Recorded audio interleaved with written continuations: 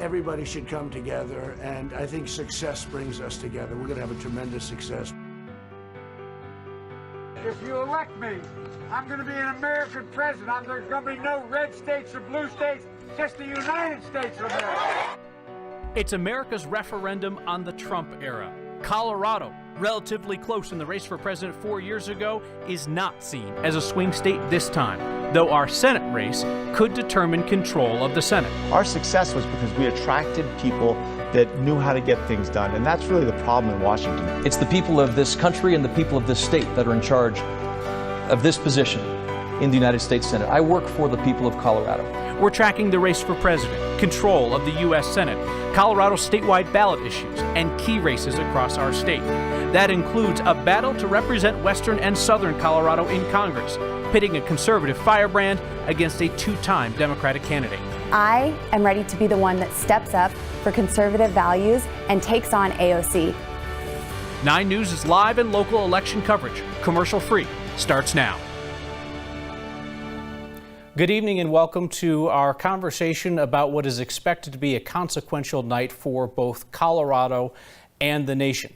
For the next few hours, we'll be bringing you live commercial-free coverage of returns in Colorado as the first ballots are tabulated and released now within just minutes. It is an election day of enormous turnout across Colorado. 3.1 million votes at last update. That is more than 80% turnout and exceeds the turnout in the 2016 election. In addition to looking at who will come away with Colorado's 9 electoral votes, President Trump lost the state by 5 points in 2016 to Hillary Clinton. We are also closely watching our U.S. Senate race, in which Republican Senator Cory Gardner is widely viewed as one of the most vulnerable incumbents in the U.S. Senate.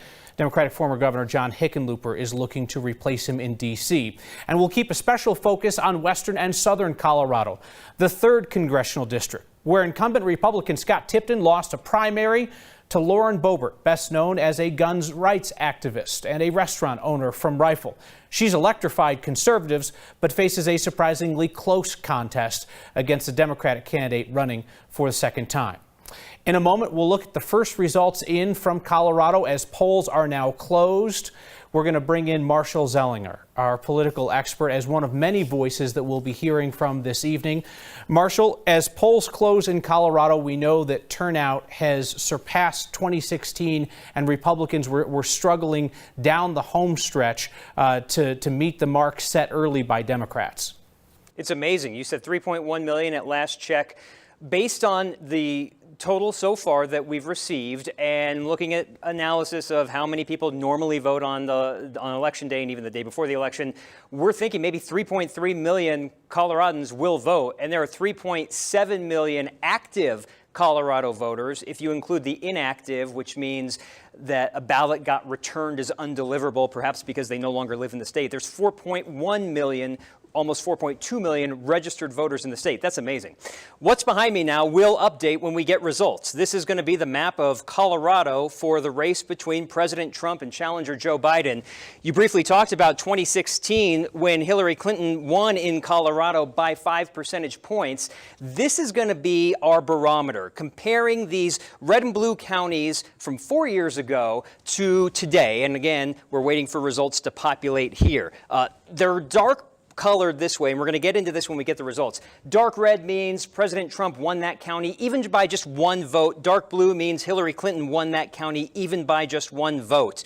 And we'll be able to show you when you take into account, okay, did they win by really just 1 vote in that county, or did they win by a majority? That's where this color scheme will come in handy, and we're going to play with this as we get results for the 2020 race. And you can start to see, we're seeing some. Let's just click on Denver County right now with, if I add that up, 260,000 votes almost in Denver County. That's 186,000 in favor of Joe Biden. And if I compare that to how Hillary Clinton did in 2016, he's right in line with that, already ahead of that. So things like that, Kyle, will show us how the state will lean both in the presidential race, and might as well see if anything's populating in the Senate race right now. That was 2014. The same county's already showing so far in 2020. This is 11% of the expected vote. So again, the expected vote that we're talking about is a prediction of about 3.3 million votes in Colorado. This is basically 1/10 of that so far. Very few reporting areas. You have the Denver County reporting. This is El Paso County, which should lean toward Cory Gardner. Clearly just a 3,000 vote difference. And then here in Mesa County on the western slope, that is a Republican area that would go for Gardner as well. So just some select votes coming in right now as we're waiting for those to total up. But we'll be able to compare and see where Cory Gardner benefited in 2014, perhaps where he is not getting that same benefit this year. And we can also compare, Kyle, to 2016 with where President Trump had that support. Is he getting that same support this year? Yeah, so folks just more than anything need to bear in mind that we're talking about maybe 10, 11% of the total votes in at this point. So far too early to draw any kind of conclusions in terms of the numbers that we are seeing in those races. Marshall, thank you very much. Mentioned Colorado's Congressional District number 3. This is an interesting race because had incumbent Republican Scott Tipton won his Republican primary, Democrats certainly would have put up a candidate against him. They would have run a race, but I don't know that it would have been a race that was talked about on the national scene. Instead, what happened is Tipton was upset by Lauren Boebert in that Republican primary. Boebert, if nothing else, is tremendous at getting media attention for herself on the local and national level, but all of a sudden that race was more competitive, and Democrats thought that they had an opportunity to play in this space. So we have just the beginnings of votes in there from Colorado's 3rd Congressional District, Republican Lauren Boebert and Diane Mitch Bush, the Democratic nominee for a second straight time. And in this race, we're expecting probably a total of in the neighborhood of 345,000 votes. And at this point, we have yet to hit the 100,000 vote mark there. As in the early votes in, Lauren Boebert holds a commanding lead over Diane Mitch Bush. Again, that is very early there. The breakdown of that district is 32% Republican, 27% Democrat, and largely the rest unaffiliated. So it's a lean Republican district, but by no means is a shoe. And we'll talk about the history of that district over the years as our coverage tonight continues. I want to go up to Ryan Harrer, who is in CD3 tonight in Steamboat, where suddenly, Ryan, in this district where voters have been comfortable with both Democrats and Republicans representing them over the years, they suddenly find themselves focus of a lot of intense attention. Most definitely, and we talked to many of those folks today. We'll hear from them in just a minute. No watch party, of course, tonight for either of the candidates. Republican Lauren Boebert is spending her night in Rifle with her family and some campaign staff members. Democrat Diane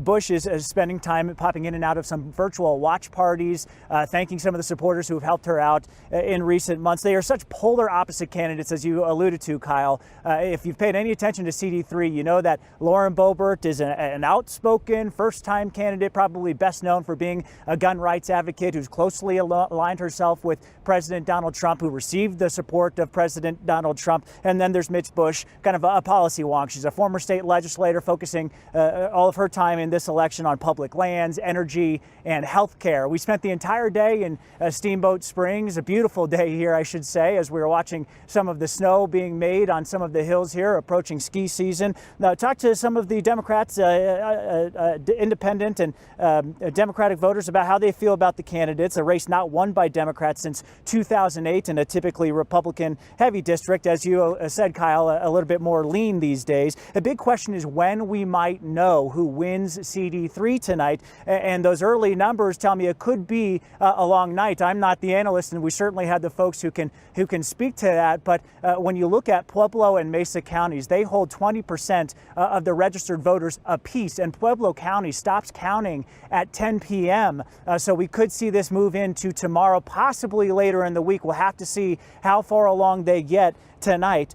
We don't have the sound right now, but we did catch up with several Democrats who were rallying in Steamboat Springs downtown earlier today, getting plenty of honks from the people driving by. We also spoke with the chair of the Routt County Republicans who spoke to the intensity that Lauren Boebert has brought to this campaign, and we're certainly hoping we can bring you some of that later tonight as we learn more about the returns. All right, Ryan Harrer reporting for us in Steamboat tonight, covering that congressional race on the Western Slope and in southern Colorado. An immense amount of turnout sets the stage for tonight's presidential contest in Colorado. Again, this is not 0% in, as that graphic says. We'll try and get that corrected for you. But we are early in the vote counting totals tonight, as we have not yet hit 1 million tabulated votes in Colorado, and we are expecting somewhere in the neighborhood of 3.3 million. The man to ask about that is pollster David Flaherty of Magellan Strategies. Does a lot of polling for Republicans, and I would say catches a fair amount of heat from Republicans who don't always like what he has to say about things. David, thank you for joining us tonight. Are you still thinking 3.3 million Coloradans are going to participate this election day? We are, Kyle. We're at about 3.14 right now million, and we expect about another 150,000 votes to trickle in. We may be a little bit low, but we feel pretty good about it. Our most recent report, we feel pretty good where that is right now, and as well as our projection of what turnout will be in CD3. David, let me ask you, oftentimes you'll hear folks look at turnout as a measure of success, probability advantage for one political party over the other. In a situation like this in Colorado, where there's tremendous interest in this election, there's tremendous turnout, do you feel like that automatically advantages Democrats or Republicans? I do, Kyle. Here's a big observation people should be aware of. 4 years ago, turnout was roughly equal by the three parties, meaning out of all the votes cast, 32% were Republican, 33% Democrat, 33% unaffiliated. So it was really a third, a third, a third. From a strategy standpoint, Democrats try to turn out as many voters as they can. Same thing with Republicans. 4 years ago, the difference between Democrats and Republicans was only about 20,000 votes cast, when they both voted in about 950,000. So it's about persuading and winning over those unaffiliated voters. 4 years later, what we're looking at right now, the whole ball game is the unaffiliated voters. They right now are making up 38% of all the votes that have been cast or have been returned, compared to 4 years ago. That's a 6-point jump. That is tremendous.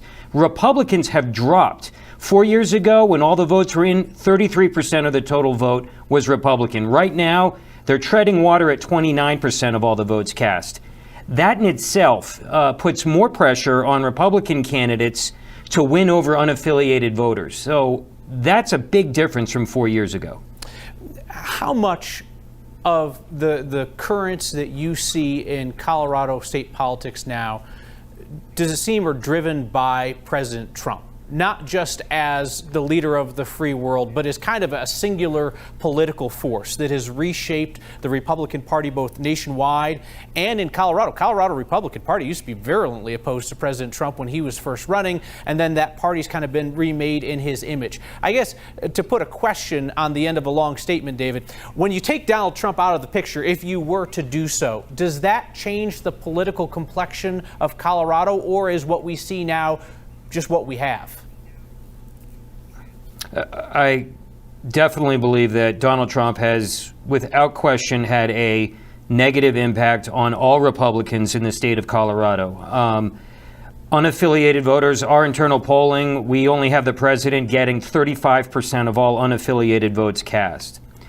And that puts pressure on Republican candidates in Colorado to show perhaps that they're different. Because if you don't understand or know who a Republican is that's running for State House, State Senate, County Commissioner, they may just assume it's just like President Trump. I don't see a lot of difference. And that Republican candidate has to work twice as hard to let that person know, you may not be happy with all the things that President Trump does, but I'm different. Honestly, that has been very difficult to do. 2018 was a horrific year for Republicans.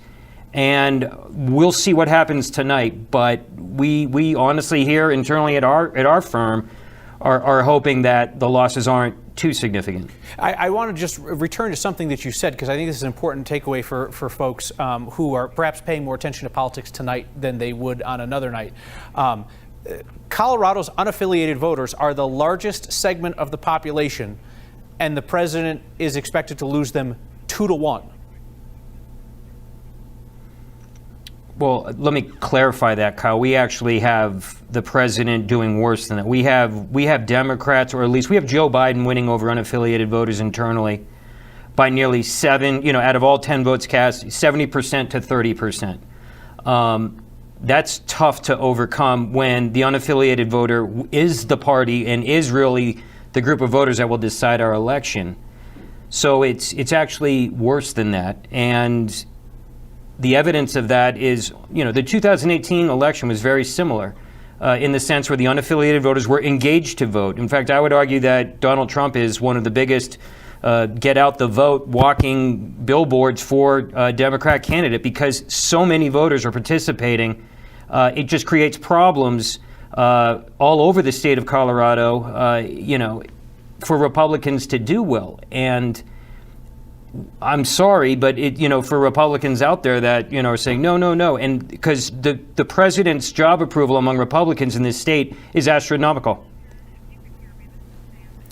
And the bottom line is that just has made it difficult, Kyle. So we'll just have to see what happens. Yep. It is skiing uphill. All right, David Flaherty from Magellan Strategies, thank you very much. We're going to be coming back and relying on your expertise throughout the evening. I want to turn back to 9 News political reporter Marshall Zellinger, who is following a number of statewide races, first among them the U.S. Senate race, Republican incumbent Cory Gardner and Democrat John Hickenlooper. Kyle, I want to continue that conversation you're having with David Flaherty about unaffiliated voters by looking at Jefferson County. So far, with 42% of the expected vote. Once we hit 50%, that's going to be about, if my math is right, close to 1.65 million votes that have been counted so far. We're just shy of that at 42%. And statewide, a 250,000 vote difference in favor of John Hickenlooper. But if we look at Jefferson County specifically, because this is an area that's probably seen a lot of unaffiliated voters in the last few years. John Hickenlooper leads by 55,000 votes, almost 56,000 votes. But when we compare that to 2014, Cory Gardner was within 869 votes. He had 120,000 support, and so far, he's outdone that with not quite half the vote counted so far. And John Hickenlooper, with 198,000 votes from Jefferson County, has well outperformed Mark Udall. And I think part of that is that discussion you were just having with David Flaherty about the unaffiliated voters. That's just Jefferson County. If we hone in on Arapahoe County, this is today, right now, John Hickenlooper leading by 65,000 votes just in Arapahoe County, and you compare that to 6 years ago, 3,400 votes is what Cory Gardner missed Arapahoe County by. So you can just look at those specific counties right now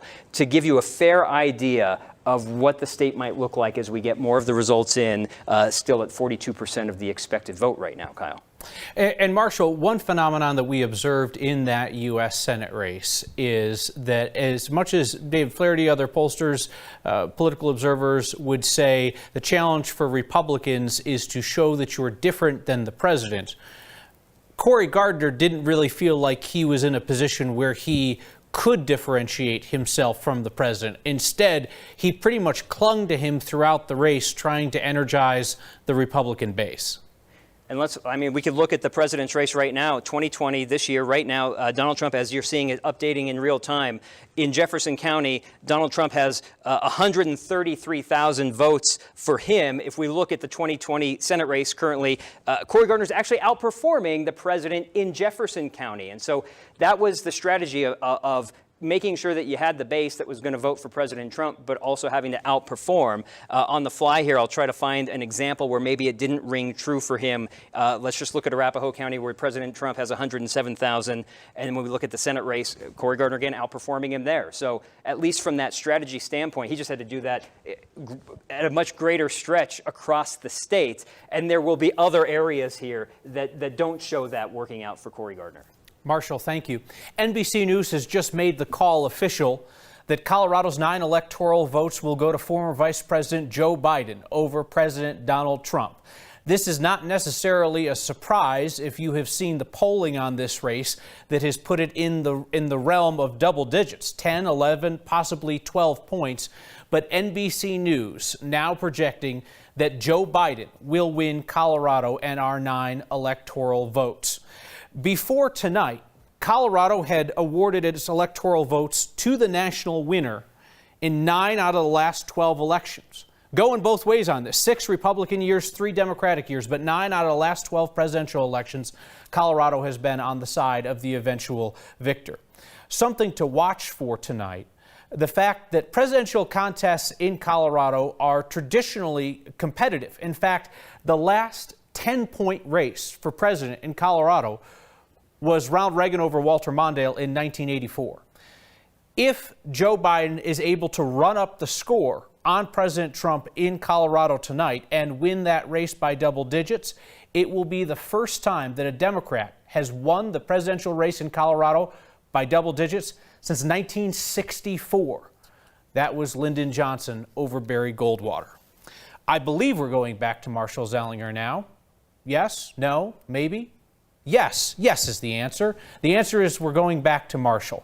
And so this is not necessarily a surprise that NBC is making an early call for Colorado in the presidential race for Joe Biden. But it's a reflection, Marshall, of the fact that for those who would like to fancy Colorado as a swing state or a purple state, it is not for the basis of electing the president. No, and when I make the map look like this again is the counties. It's bright red. If President Trump, this is 2016, if he won just by one vote, it'd be bright red. And when you look at this map, it's like, man, how is it not closer? Most of the counties here are colored red 4 years ago, but it's the populated urban areas that are blue, and that's where you get the Democratic support. If I change it back to this heat map here, looking currently right now, I just want to show one other example, even though it's been called Joe Biden winning Colorado in the 9 electoral college votes. Here's an example. Mesa County, a red county. Currently, today, Joe Biden getting beat by 20,000 votes. He has 29,000. Go backwards 4 years ago, he's already outperformed Hillary Clinton in that county by 8,000 votes. So you just whittle away little by little at those red counties that are still going to be colored red for the president. But they're the counties that, you know, when you're looking at more rural areas, not as many votes. There's a total of last year, or 4 years ago, 70,000 votes in Mesa County. When you can make a swing of 7,000, 8,000 votes, that's considerable for making an early call like this, Kyle. All right, Marshall Zellinger, thank you very much. So NBC News making the early call for Joe Biden in the state of Colorado over Donald Trump, who lost this state by 5 points to Hillary Clinton in 2016, a state that was carried twice by Barack Obama and before that by George Bush twice over as well. In addition to watching the presidential race, we continue to track the U.S. Senate race between Cory Gardner and John Hickenlooper. Gardner, the incumbent, the underdog in that race, and fighting against a tide of anti-Trump sentiment in Colorado, as well as a 6-year record in Congress in which he was a solid ally of Republican Majority Leader Mitch McConnell in the Senate. Only bring that up because Gardner's pledge upon getting elected 6 years ago was to stand up to his party when they were wrong. Did not find many opportunities to do that over 6 years, and tonight Coloradans get to decide whether they want to send him back to the U.S. Senate. With 23% of the expected vote in, this is the expected percentage of the vote in Colorado, John Hickenlooper holds a 60 to 38% lead over Cory Gardner. Polling in this race has put it around the 9-10 point mark. Former State Representative Cole Wist joins us now. And thank you very much for your time tonight. I think it's fair to say that you have a complicated relationship, both with the Republican Party, as it has been in past years, and as you envision it in the future. Tell me, as somebody who served in elected office as a Republican in the past, feel comfortable sharing who you voted for president this year and why? So I did vote for Donald Trump, and I announced that a few weeks ago. I announced that I was also supporting Cory Gardner. I think we've had a long tradition in Colorado of supporting candidates that reflect our values. And unfortunately, Donald Trump does not reflect my values. I don't consider him to be a conservative, and I don't consider him to reflect what conservative values are. I have supported Republican candidates down ballot, and I think what this race will really be about is Colorado still a state where we have ticket splitters?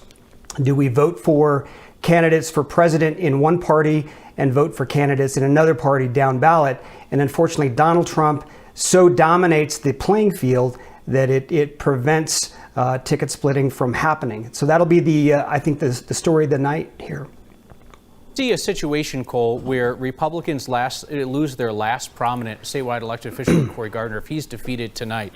In about 30 seconds or so, what is the path back to relevance in Colorado for the Republican Party? I think it's focusing on problem solving, it's focusing on policies that work for voters, and it's listening to voters. I think if we want to focus less on divisive politics that divide our state, and focus more on listening to what our constituents want, and that is to work across the aisle, to be cooperative, to be collaborative, that's going to be the solution for Republicans to be successful down the road. All right, Cole, we will talk to you again as the night goes on. Former State Rep Republican Cole Wist. In just a moment here, we're going to be bringing in the viewers that are watching NBC News Decision 2020 coverage, and briefly we'll be talking to everybody all at once. So going to get all the folks watching national coverage caught up on our local conversation here.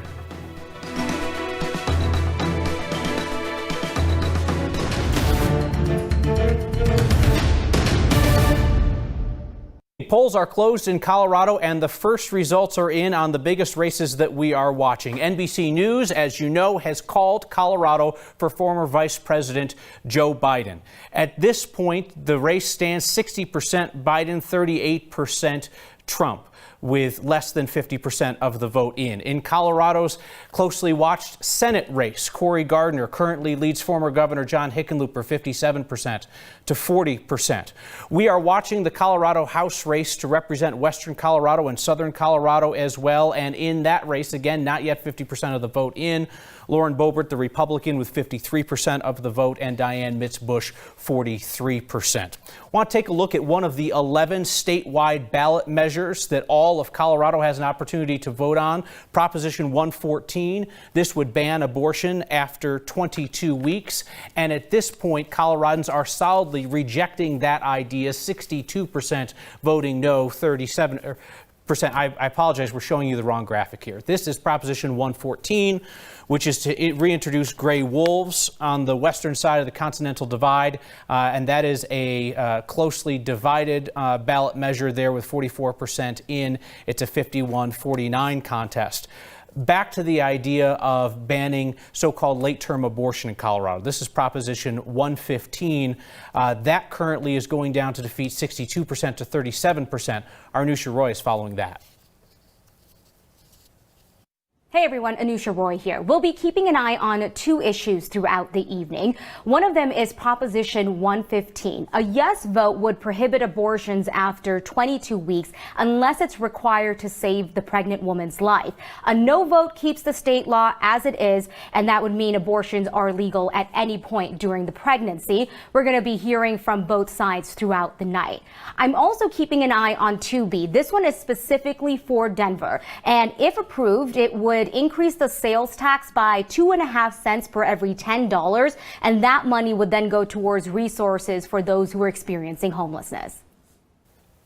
This is Proposition 113, to have Colorado join the National Popular Vote Compact. This would be the idea that if enough states sign up, the winner of the National Popular Vote would get Colorado's electoral votes. This is an idea championed by Democrats, and it currently leads 56% to 44%, with 44% of the vote in. There were some lines at the close of voting in Denver, the longest being at the Barnum Rec Center. If folks were in line by 7 p.m., they were allowed to vote. If you would like local results and analysis throughout the night, we are live commercial-free on Channel 20.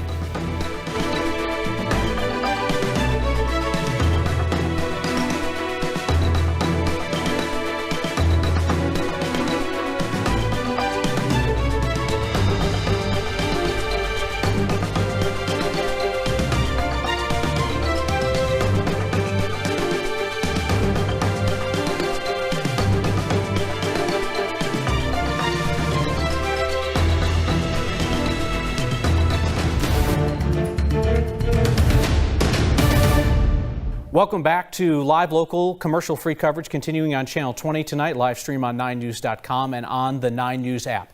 NBC News has made the call in the U.S. Senate race in Colorado, calling the race for Democrat John Hickenlooper, saying that he will defeat incumbent Republican Cory Gardner, who joins a stack of one-term senators from Colorado in recent decades. Bringing politics guy Marshall Zellinger now. This was an uphill climb, Marshall, for Cory Gardner from the start, and at no point did it seem that the race tightened in any particular way. There was never really that moment that Gardner needed to change the landscape. Definitely not. Now down, even though it's called 337,000 is the vote total difference right now. You can look at the political ads to give you an idea of that. The political ads, the pro-Senator Cory Gardner political ads let you know about the Greater Outdoors Act. Like the one thing that recently happened with Cory Gardner is what was put out in those political ads. And then what he was doing against John Hickenlooper, the negative ads were to let you know about the ethics violations. That's basically what you heard. You didn't hear what else over those 6 years so much, even getting a suicide hotline recently passed through Congress. That didn't make it into repeated political ads for Cory Gardner. This is the map that's going to continue to color in. 50% almost of the expected vote. 48% is where we're at. Again, the expected vote is, we expect about 3.3 million votes for the people voting for president, at least in Colorado. And assuming you're going to vote for president, you're going to vote down ballot with the Senate race as well. So we're about half of that data in so far. NBC News calling it for John Hickenlooper, who's got the significant lead. I really wanted to show differences between 2014 when Cory Gardner ran a statewide race versus 2014 when John Hickenlooper ran a statewide race. But it almost seems moot at this point, because this is the coloring of the map. Just look for the blue areas in the central part of the state. You know that the outskirts here are quite red, and the metro area is blue. When I switch this to the governor's race 6 years ago, when John Hickenlooper ran statewide against Bob Beaupre, that still holds true for John Hickenlooper's support. But it's the Cory Gardner support that needed the red areas to get even redder, and the blue areas to become closer to white, which would mean that he equaled the vote. He may not have won that county, but he took a lot of the support away from the Democrat. And it almost seems moot to show that because it's been called so early in the race today. I want to show an update again on the presidential race. That's 2016. This is today. 1 million votes already. 411,000 is the difference between Joe Biden, who's been awarded the 9 Electoral College votes based on the calling of NBC News, to the president. Kyle, what I'm curious about, and we saw this 2 years ago, was the candidates that Colorado voters supported were blue candidates, but the statewide issues that you just went over, especially money issues, voters tended to say no to that. They said, we're okay with perhaps a more liberal candidate, but we're still going to be conservative with our money. And that's not necessarily holding true this year, as you just ran through some of those issues that could mean Coloradans are paying more out of their pocket. That it has been the dichotomy in this state for the last couple of election cycles, the idea that it's getting more progressive in terms of the people put in place, but not necessarily on the ballot issues. The one that comes to mind for me, Marshall, is when Coloradans rejected increased setbacks for oil and gas, yet overwhelmingly elected Jared Polis, who had promised to increase setbacks for oil and gas. Right. And when you look closer at some of the local specific races, you had Arapahoe County electing a Democrat sheriff. You had Arapahoe County ousting their Republican clerk in favor of a Democratic clerk. And those types of small races probably weren't getting that close attention that showed the swing to blue candidates. I've switched my map behind me to show you a closer look at the 3rd Congressional District on the western slope in southern Colorado. Right now, overall, Lauren Boebert is leading by 11,000 votes. One thing that has stuck out to me as I've looked through this data, this here is Garfield County, where Rifle is located. That is where Lauren Boebert is, and she's losing that county. If I make it back to the statewide totals here, you can see this area is shaded blue. If I go last time this race happened 2 years ago, it was, we're looking at blue here. I think it's getting a little bit more blue in certain areas as the vote totals turn in, which is better for Diane Mitch Bush, who was the candidate 2 years ago. But just the fact that she's leading Boebert in Boebert's home county, that might be telling, even though Boebert leads overall right now. You know, this race is fascinating for a lot of the reasons that you mentioned, Marshall. And the fact is, so when you look at CD3, it is a conservative-leaning district. There are not many competitive congressional districts in Colorado. In fact, this year, that's the only one. But it has about a 6-point Republican tilt. Not necessarily when you look at the voter registration, but Cook Political Report has something called the Partisan Voter Index, which tries to take into account how the unaffiliateds tend to swing. And it's a +6 for Republicans. So you put up, you know, Joe Republican and Jane Democrat, and you can figure that Joe Republican's going to win by 6 points. So what we are seeing is Diane Mitch Bush running stronger than the average Democrat in that district, Lauren Boebert running weaker than the average Republican in that district. And that's the reason why this became such the fixation for people when she upset sitting Congressman Republican Scott Tipton. So these are the totals right now updated. Lauren Boebert leads by 6,600 votes. I just want to give you a cycle of this district going back to 2012 when Scott Tipton was already an incumbent. And just watch the percentages. In 2012 to 2014, Tipton had much greater support, winning that year by 23 points. 2016, it starts to narrow a bit, even though it's 24 points. 2018, when Diane Mitch Bush was the challenger, an 8-point difference, 26,000 votes, and now Diane Mitch Bush is back, even though it's Lauren Boebert as the challenger, and now we're down to 6,600, and you could see the coloring. It was red, then it turned a little bit more blue, and now we're at this color blue, and this is going to be close throughout the night. And if I'm not mistaken, Marshall, I'm putting numbers into my percentage calculator here. We should tell people we have that operating index on how many votes are expected statewide in Colorado. That obviously does not directly translate to CD3. But David Flaherty of Magellan Strategies is thinking that there are going to be about 345,000 votes in CD3. That's the Boebert-Mitch Bush race. And if I'm not mistaken, I think there's about 267,000 votes in right now. So that would be about 77% of the vote in. So as we're looking at how that race shakes out down the line, fair to say probably about 3 out of every 4 votes in that race are counted now as it tightens up.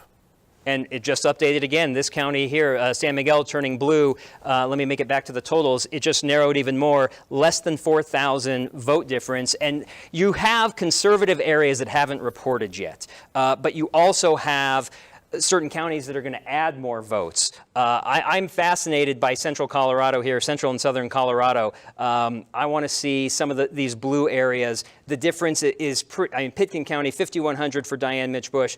Gunnison, 3,000. Saguache County, it's a pick-em there. Pueblo is the wild card, and I saved this for last. Right now, it's 2,700 votes in favor of Diane Mitch Bush. But last year in Pueblo County, she lost by 1,200 votes. Now I go back to this year, and she's ahead by 2,700. So she swung so far Pueblo County, and if that can hold true in other parts of this district, this may be too close to call, or perhaps in that automatic recount area, which I know people don't want to hear. They want results immediately, but this is where that 9-day period after the election where people who had signature problems can fix their signatures in the days after the election. So if it's as close as this, if not closer, those curing period votes would swing this race, because you're going to have hundreds of votes in different counties that may not be counted right now because there's a signature or ID issue that could get counted in the next 8 or 9 days. Well, Marshall, if there's anything that we've learned in 2020, it is patience, and it is prolonged periods of deprivation from things that we want, like results, or like the ability to hug our parents. Marshall, thank you. I want to bring in Ryan Hare, who's up in Steamboat now in Colorado's 3rd Congressional District, where Ryan, Republican Lauren Boebert never really did make an appeal to the middle. She is beloved by the far right of the Republican Party, whereas the Democratic candidate, Diane Mitch Bush, touted Republican endorsements and positioned herself as more of a centrist than she really has been in her governing history. Certainly, Kyle, and we talked to several Democrat and Republican voters about that today in Steamboat Springs, where we have been the last 24 hours in Routt County. And it's funny that in Garfield County, that Diane Mitch Bush seems to be ahead right now. It's something when I spoke to her campaign earlier in the week, they were actually paying very close attention to. It's a county that they really wanted to take. Of course, nothing really matters unless they win, and still plenty of votes to count tonight. These are two polar opposite candidates, as we have discussed throughout the evening and over the past couple of months. For the folks who've paid attention to CD3, they know that Lauren Boebert is a first-time candidate, has closely aligned herself with Donald Trump, probably most proud about being a gun rights advocate. And Diane Mitch Bush, the Democrat, a former legislator, has really focused on policy throughout this campaign. Clean energy, of course, health care is a big topic for her. Again, we spent the day finding some Democrats who were rallying in downtown Steamboat, and we also had a chance to speak with the chair of the Routt County Republican Party, Pete Ward. Take a listen to what folks told us today. I don't believe that this Boebert gal has the background or experience to represent us here. She has no experience in that. She's running totally on her guns and no policy ideas. So how can we have somebody like that in our national legislature representing us when we have Diane, who's obviously the person for the ticket? I think that the energy industry that we have will be greatly impacted if we have Democrat control of a representation in CD3. I think that there's going to she's going to represent Governor Polis and the Democrat Party in Washington to fast track green energy into rural Colorado, which is going to make it's going to eliminate jobs. It's going to make utilities more expensive ultimately. That's Mr. Ward talking about his concerns if Diane Mitch Bush wins this race. And he also was talking to me about Lauren Boebert's husband, who has worked in the oil and gas field for many years. And there are concerns that Diane Mitch Bush, a narrative has been that she would take those jobs away if she becomes a congresswoman. And certainly that is a hot topic for many folks on the Western Slope and has been a big criticism and a fight both from Boebert and Mitch Bush, the back and forth over the last few months, all coming to a head tonight. We should say, Kyle, that whoever wins this race will be the first woman to represent CD3. A landmark for Western and Southern Colorado. So, Ryan, I think back to the interview that I did with Lauren Boebert the day after she announced her long shot campaign to try and unseat Scott Tipton in the primary. And one of the things that I asked her was whether she was running against Scott Tipton or whether she was running against AOC, Congresswoman Alexandria Ocasio-Cortez of New York, the progressive. Boebert was talking a whole lot about AOC and could not name a policy difference with Tipton. And in fact, she told me, no, I'm running against AOC. I'm not running against Scott Tipton. After beating Tipton, she has run against Mitch Bush. But it's clear that what Boebert is intent on, and a lot of Republicans love her for this, is that she wants to go to Washington, get on Fox News, and fight with AOC. Well, when you look at her website, for example, Kyle, you go on there and you look typically for an issues tab. There is not one on Lauren Boebert's website, but there is a big, bold message on the front page, and it reads in part, I want to read this. She wants to go to Washington to, quote, tell all the left-wing lunatics we don't want more government control, we want our freedom. And that is a message that we know resonates with conservatives in Colorado and across the country in the last 4 years, rhetoric that Donald Trump uses frequently.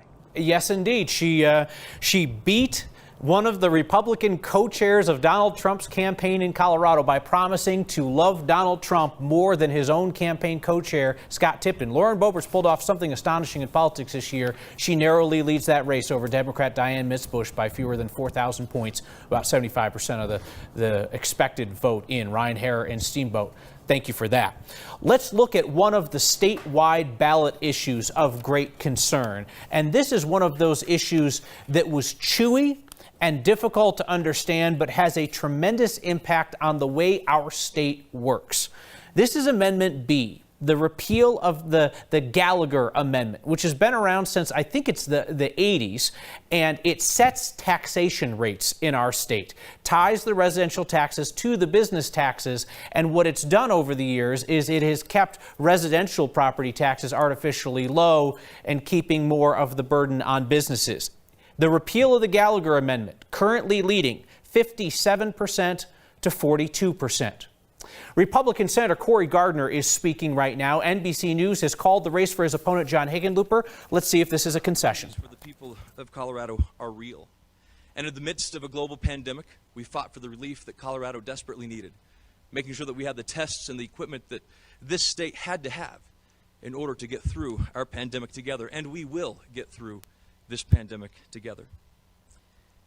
A moment ago, I spoke to Senator-elect John Hickenlooper to congratulate him on his victory tonight, to welcome him to the United States Senate, and to make sure that he knows I will support him in this transition any way that I can, to make sure that it's as smooth as possible, and we will assist him with any questions that he might have as he navigates this new role. And please understand, to all the people who supported our efforts tonight, that his success is Colorado's success, and our nation and our state need him to succeed. We need to be united together. So again, thanks to the tireless volunteers who came together from all four corners of our state. It was during the beginning days of the pandemic when I received a letter from someone that I really wasn't sure who it was. I opened it up. Inside this letter was a pair of pliers, and it was a unique thing to include, so I of course read the letter. And it was from a soldier who I had visited at Walter Reed Hospital. Just so happened that this soldier was from my hometown of Yuma, Colorado. I didn't think I knew him when the Department of Defense first told me that he had been wounded in Afghanistan and had lost his right arm. But the second I walked into that room at the hospital, I knew exactly who he was. I knew who his family was, I knew who his parents were and his grandparents. And I shared the story of his ancestors that my grandfather had told me, that his grandparents or great-grandparents would walk into our family farm equipment business, they would pick up a pair of pliers, and they would test their strength, and he would grab them, he would squeeze them, and they would snap the pin in the pliers to see whether or not they were good enough to buy. And I told this young soldier who had just lost his arm that story. And in this letter, with that pair of pliers, he wrote to me that I had come to visit him, that his ancestors apparently wouldn't buy a pair of pliers unless they stood up to their strength. But he kept that story with him. For the last 5 years, he trained with that pair of pliers that he took with him to remind him of what it took to regain his strength, to train his non-dominant arm to be his new dominant arm. And he's now the only amputee to teach special forces in this country. And he finished this letter with this: sometimes our tools break, sometimes it's our fault. Sometimes they're not flat sturdy to begin with. Sometimes these tools have just been used to the point of failure. Every time, though, what really matters is what we do once that tool is broken. We fix it, we get a new one, or we improvise something better. Either way, we figure out how to finish the job because people are depending on us to get it done. No matter what the outcome of any election is, our nation will always be extraordinary because of people like Captain Duvall. And know that no matter how things turn out, we must always figure out how to finish the job because people are depending on all of us to get it done. As Ronald Reagan once said, the trail was long, but the company was always the best. To the people of Colorado, thank you for this great honor to serve you. This nation's better days are ahead of us, and let none of us forget that. God bless the great state of Colorado and these great United States of America. That the concession speech of Colorado's one-term Republican Senator Cory Gardner of Yuma, once seen as a rising star in the Republican Party for whom perhaps a run for president was in his future. Gardner now sent packing by the voters of Colorado after 6 years in office.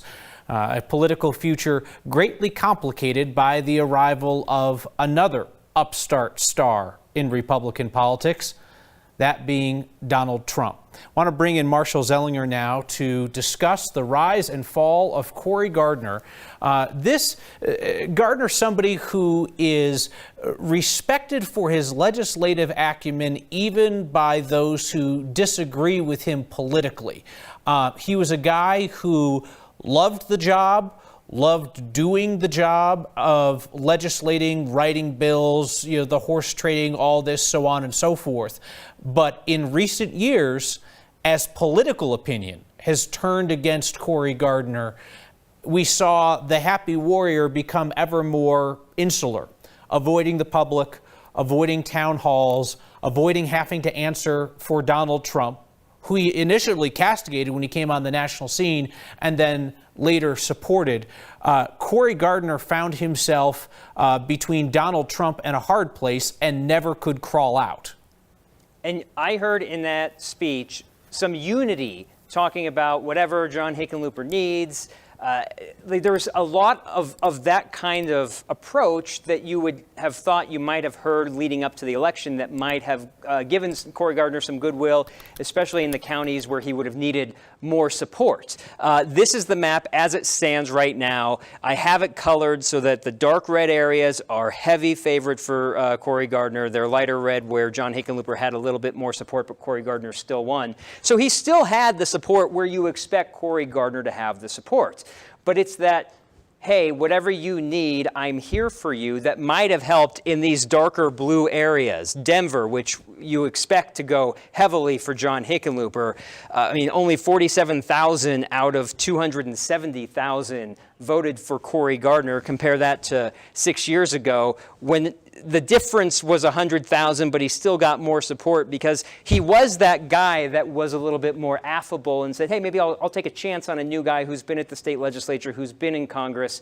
He sounds good. And then that kind of went away over the last couple of years, Kyle. Marshall, thank you very much.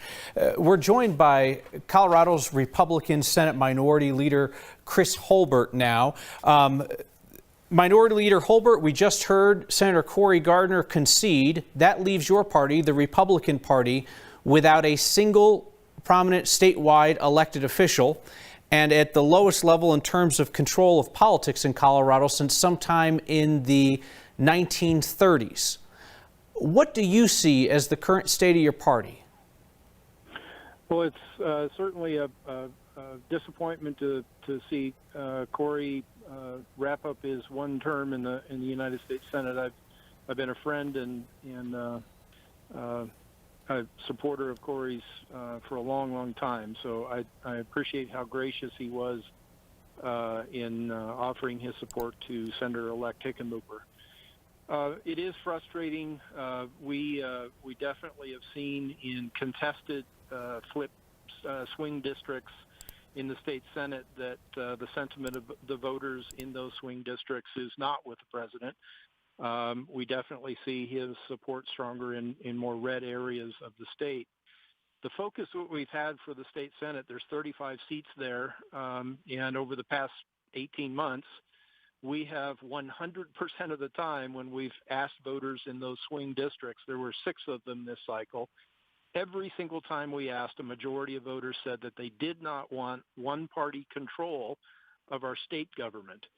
And it looks like at least one of those districts, the voters now have decided that they prefer, I guess, one-party control and have voted for a Democrat. It looks like we've gone from 16 down to 15. That's what I can see in the results so far.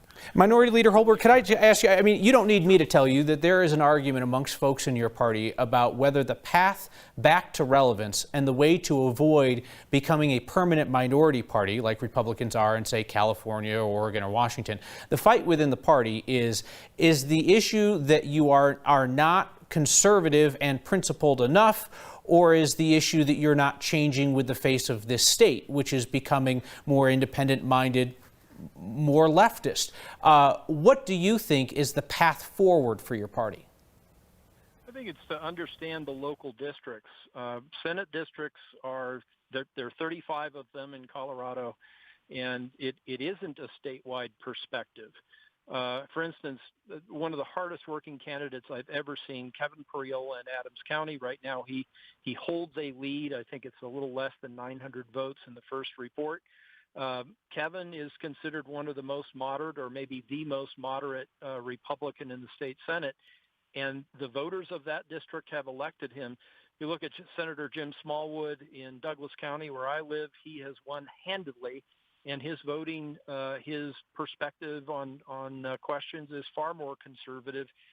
That's what it's important for us as Republicans in the Colorado State Legislature, is to understand our respective districts and to align with the majority of voters who live there, and to vote that way.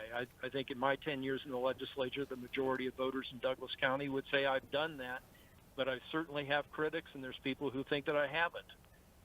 So it's more important for state legislative candidates to understand their district and be aligned with the majority of voters there. All right. GOP Senate Minority Leader Chris Holbert joining us on the phone. Audio issues were on our end, not on his end. He always speaks up very clearly, so that's on us. Thank you, sir, for your time. Colorado tonight continues its blue word shift, handing its non-electoral votes to former Vice President Joe Biden. The margin in that race is not something that we can put our finger on at this point because votes are still being counted, but NBC News has in fact called that race for Joe Biden. The margin currently 17%, with 2/3 of the expected vote in. That would be a margin of victory well beyond even the high end of polling.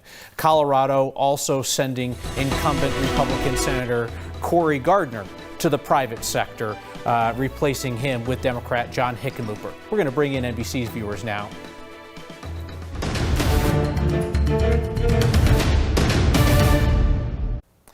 Colorado's Republican Senator Cory Gardner is being returned to the private sector by the voters of Colorado, choosing to replace him after one term in office with Democratic former Governor John Hickenlooper. The margin currently 12 points, with 2/3 of the votes counted. If that margin for Hickenlooper holds, it would be at the high end of what any of the pollsters thought about this once competitive race. Our Jennifer Meckles is covering the Senate race tonight, and Gardner quickly out to concede. Jenny.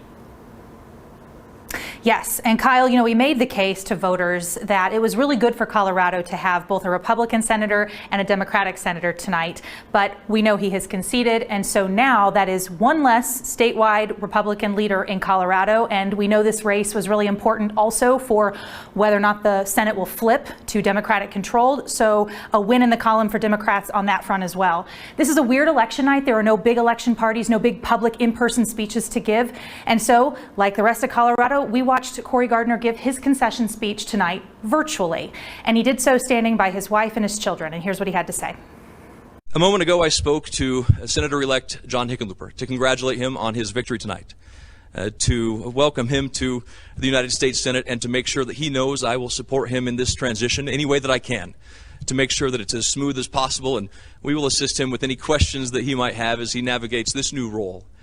And please understand, to all the people who supported our efforts tonight, that his success is Colorado's success.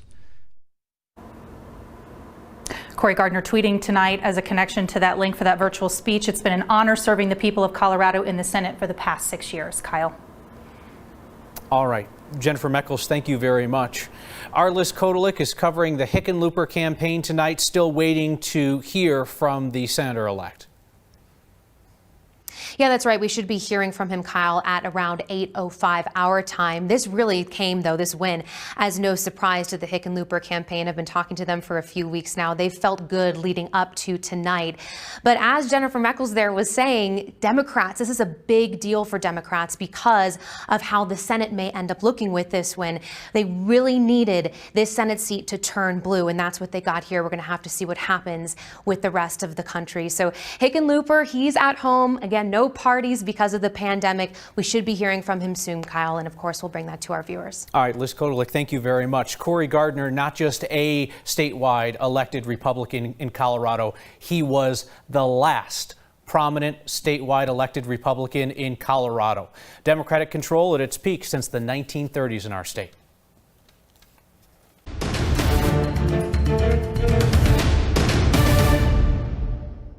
This is continuing election night coverage on channel29news.com and the 9 News app. Thank you for being with us. This is an encouraging night so far for Democrats across Colorado, and so far Republicans have not found much to be enthused about. In a little bit, we are going to take you back out to the Western Slope, where we continue to watch the 3rd congressional race between Republican Lauren Boebert and Democrat Dianne Mitz-Bush. That an open seat race after the Republican incumbent was sent packing in the primary. Our Anusha Roy tonight is keeping an eye on a couple of ballot issues of statewide interest. Anusha, once again this year, opponents of abortion are trying to reword and pass a restriction on reproductive rights in our state. This is something that they have tried and failed to do many times over the last 10-15 years.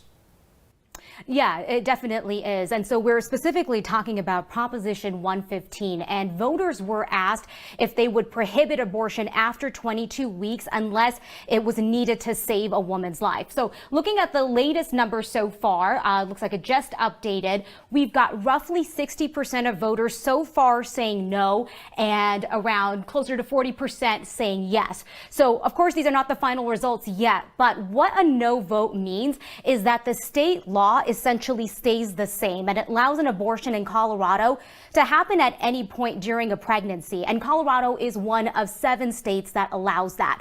So those who were in favor of Proposition 115 were saying that a fetus can survive outside of the womb after 22 weeks. Those who were against it were saying that there weren't any exceptions for rape or incest or for health issues that may not be an immediate threat for a woman or diagnosis that could happen later in a pregnancy. Like you were mentioning, Kyle, so voters have been asked about abortion before. It's 3 times in the last 12 years.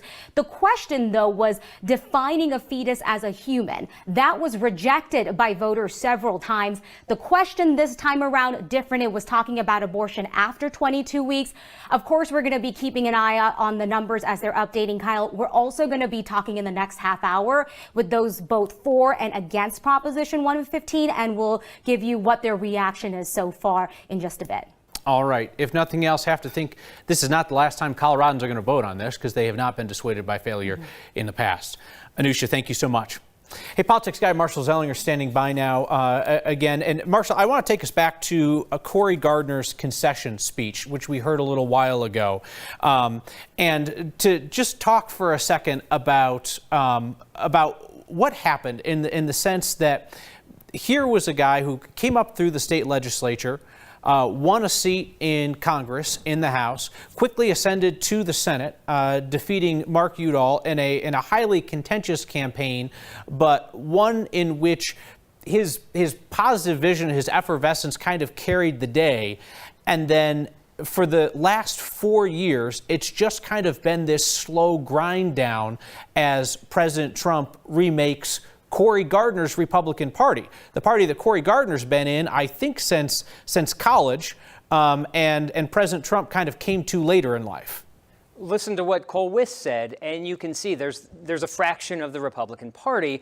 And David Flaherty told me over the summer that about 9 out of every 10 Republican voters in Colorado supported President Trump. So if you want to keep your base, you have to support the president at that point. But the map doesn't get you there just by getting your base, because the registered electorate in Colorado is only 27% Republican. You got 30% Democrats and 41% unaffiliated. And as I showed you earlier, just looking at Jefferson County, where they've had a lot of unaffiliated voters appear in the last 6 years since Cory Gardner was first elected, a 55,000 vote swing for John Hickenlooper compared to Cory Gardner just barely missing out on breaking even 6 years ago. So if you're going to have that strategy of I'm going to tie myself to the top Republican at the White House, and that's going to be the Republican Party that I want to support, which is going to get me 9 out of every 10 Republican votes in Colorado, the math was never there to do it that way. And I just don't know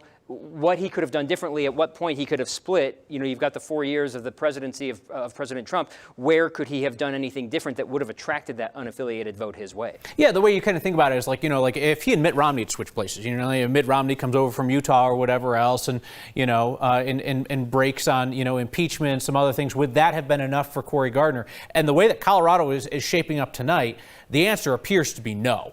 I mean, Cory Gardner does not appear to be losing this race narrowly. Cory Gardner appears to be caught up in a hurricane of repudiation for President Trump and the Trump era from Colorado's unaffiliated independent voters tonight. Want to take us back to what GOP Senate Minority Leader Chris Holbert said on this air when I asked him about what is the path back for Colorado Republicans who now have no statewide elected official of any prominence. They hold congressional seats only in the safest of districts. We'll see if Lauren Boebert can pull it out tonight. And Chris Holbert said, oh, you got to run your district, which means be really conservative in your really conservative districts, be more moderate in your moderate districts. And I didn't want to interrupt the man because we were on the phone, but I wanted to say, well, what if your district's Colorado? You know, I mean, what if you're a Senate candidate or you're a candidate for governor? Your district is Colorado, and run your district. Cory Gardner is about as skilled of a politician. Democrats won't like to hear this. Cory Gardner is about as skilled of a politician as the Colorado GOP has seen in the last 20 years, and he got run tonight. If your district is Colorado and you're running your district as the Republican that it's supporting President Trump, just look at this map from 6 years ago. Look at this area of red, look at this area of red, and when I switch it to today, those areas of red that supported Cory Gardner pre-President Trump supported John Hickenlooper post-President Trump. We're expecting to hear from Senator-elect John Hickenlooper any moment now. 8:05 was when his team said that he was going to be speaking to us. We have a call that was expected in Colorado's 6th congressional district. That's the district that represents kind of a backwards C shape around the suburbs of Denver on the north, east, and south sides. Democrat Jason Crow holds his district tonight, turning away the Republican candidate Steve House, former chair of the statewide party. Marshall, that's fascinating as well, is because Crow has only been in office for one term. In 2018, he defeated longtime Republican Congressman Mike Coffman. Democrats had been coming for Coffman every 2 years for about a decade, and Coffman turned him all away until he could not withstand the anti-Trump sentiment in 2018. And 2 years later, that's considered a safe Democratic congressional district. And look at those numbers right there with about 3/4 of the vote we're expecting in. I talked a little bit about 2018 when you had a Democrat sheriff being elected in Arapahoe County, clerks being ousted that were Republicans that are now Democrats. And that really showed a blue wave of 2018 for local candidates in Arapahoe County. But I always challenge when it comes to someone in the House, a congressperson, I kind of want to pull them on the street, be like, what do you think if I just stop 10 people on the street? What do you think they know you for? Well, at least Jason Crow, what he's got going for him is they know he was part of the impeachment process with President Trump. Whether that's any legislation he's done, it has nothing to do with that, but he got that national prominence. And in an area that's bright blue for John Hickenlooper, at least in the Senate race, that probably got you some extra points that Steve House never had a chance for, especially coming 2 years after Jason Crow upset Mike Coffman, and then being known for, hey, helping get the impeachment for the president. That probably scored him some points that benefited him. And we should point out that Steve House, much like Mike Coffman version 2.0, is not a staunch conservative. I mean, he's a fairly moderate Republican. He talks about a lot of unconventional issues for Republicans, paints kind of a moderate figure, and voters in Colorado's 6th congressional district heard all that and were like, no, we're good. I mean, weren't even willing to apparently give him the time of day in this race. I don't know. I look at that and I say, for folks who want to pretend like Colorado is not undergoing seismic political shifts, that goes from swing district to we're not even talking about it really on election night, CD6. I mean, we held a debate for CD6 2 years ago. If you look at this number here, that actually mirrors what I'm looking at with the Senate race. In the Senate race, John Hickenlooper outperformed Gardner in Arapahoe County almost 60% to 38%, and it's pretty close to that. And if this is the number for the statewide race, in that case, Steve House is not only going to have to do better, but not just outperform, but get it the other way of 50%, and it pretty much mirrored the Senate race and the local voters in CD6.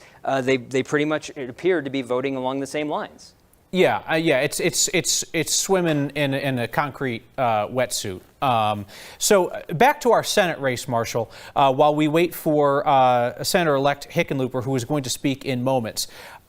In the last 50 years, Colorado's senators elected for the first time in the last 50 years, there have been 12 of them. And now with Cory Gardner's loss, half of them have left office after one term or less, either due to retirement or due to defeat or due to resignation to take a cabinet post.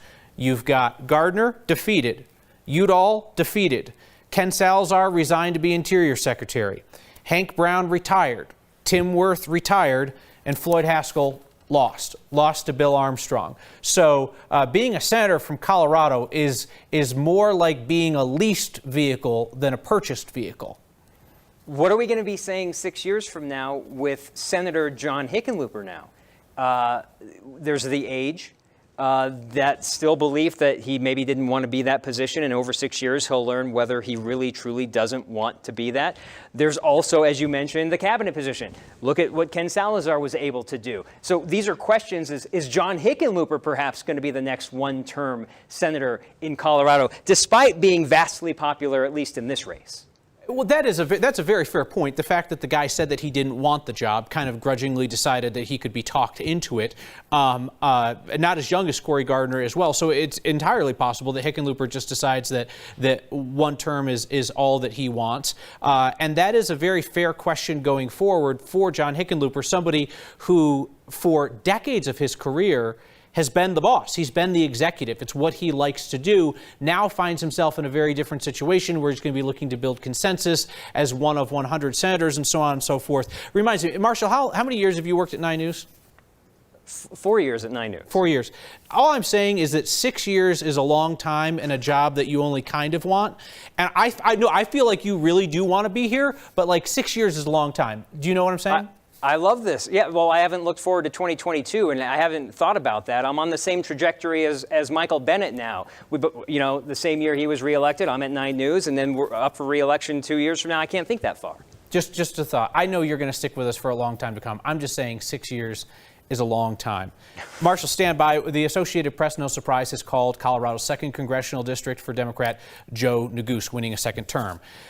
Democratic Senator-elect John Hickenlooper and his acceptance speech live. Politics of this era behind us and come together to move forward. More Coloradans have voted in this election than any election in our state's history. As it looks now, Colorado is going to have the highest voter turnout of any state in any election in our nation's history. Clearly, people are saying it's time to turn the page. It's time for a different approach.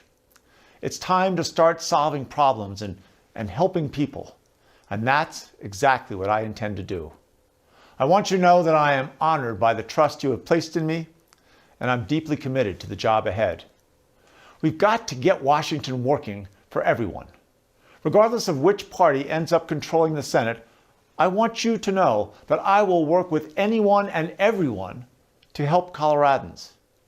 We've had enough of leaders in Washington thinking it was their job to only represent blue America or red Colorado or blue Colorado.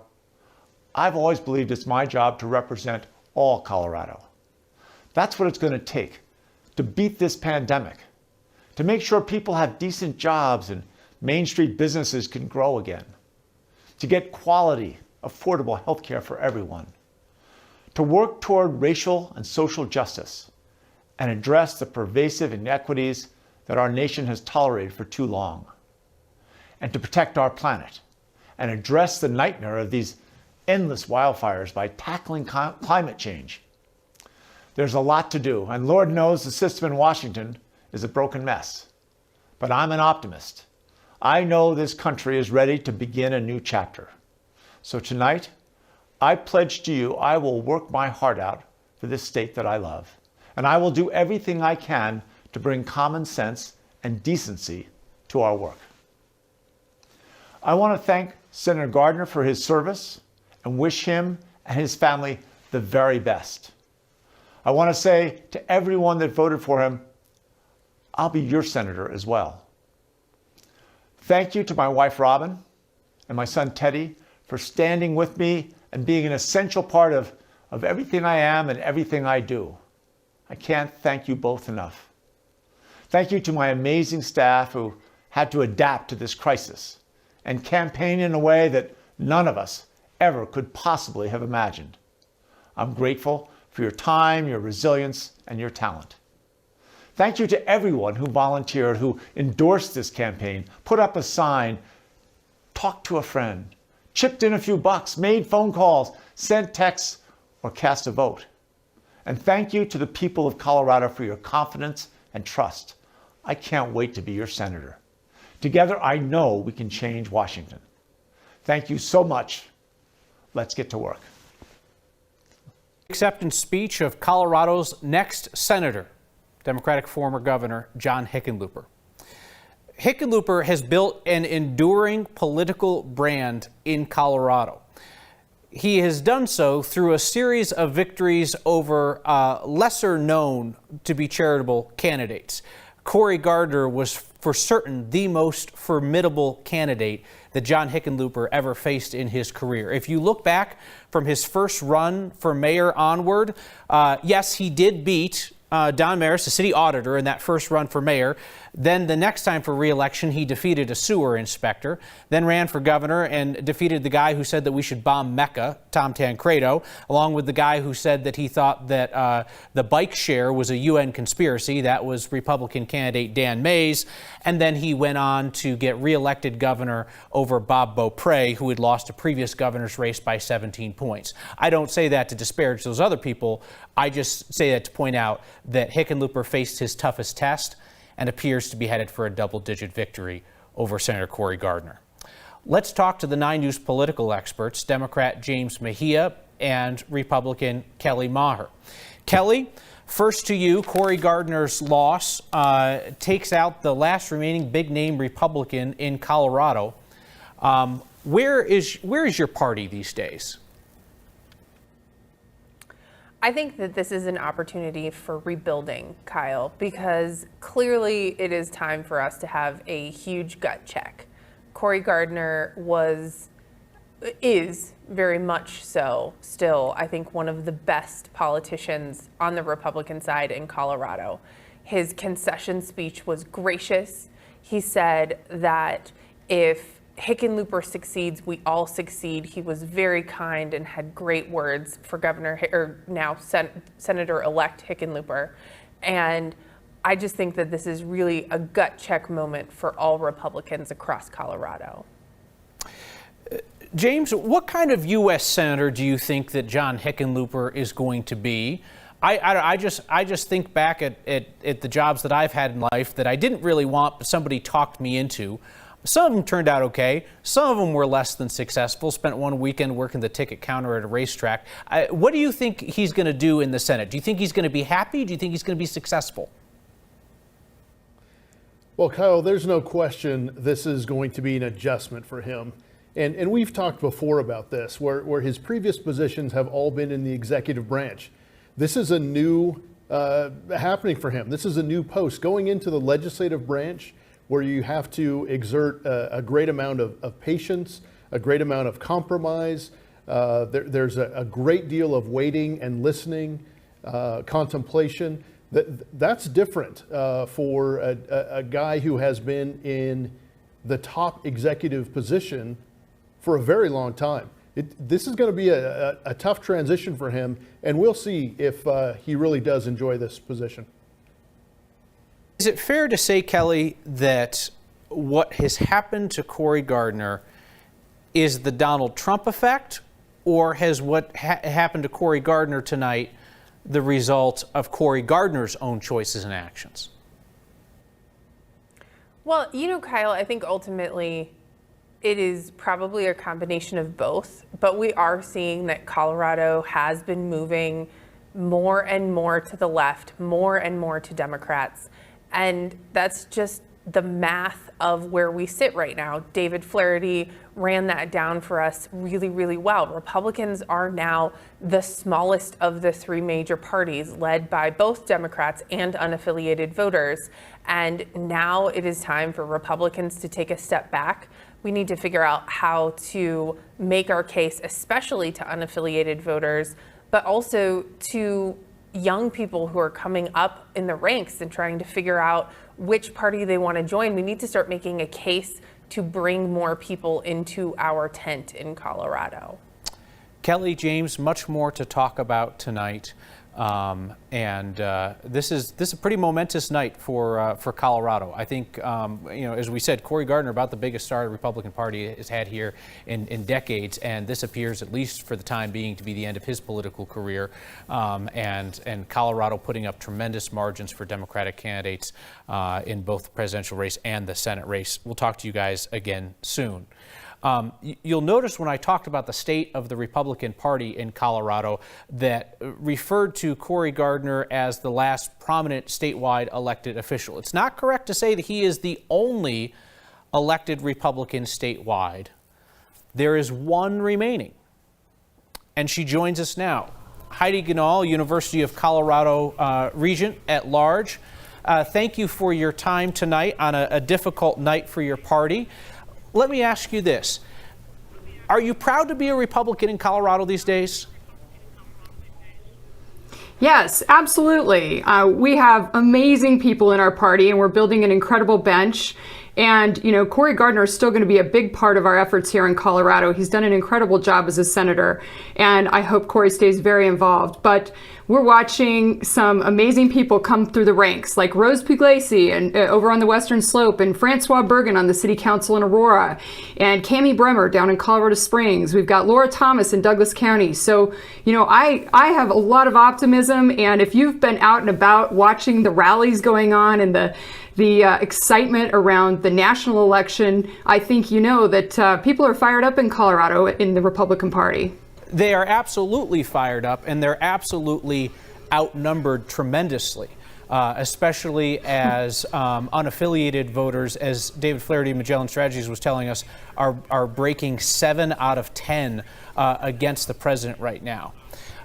What is the path back to relevance for the Colorado Republican Party on a statewide level? We heard Chris Holbert from the legislature say, just run your race in your district.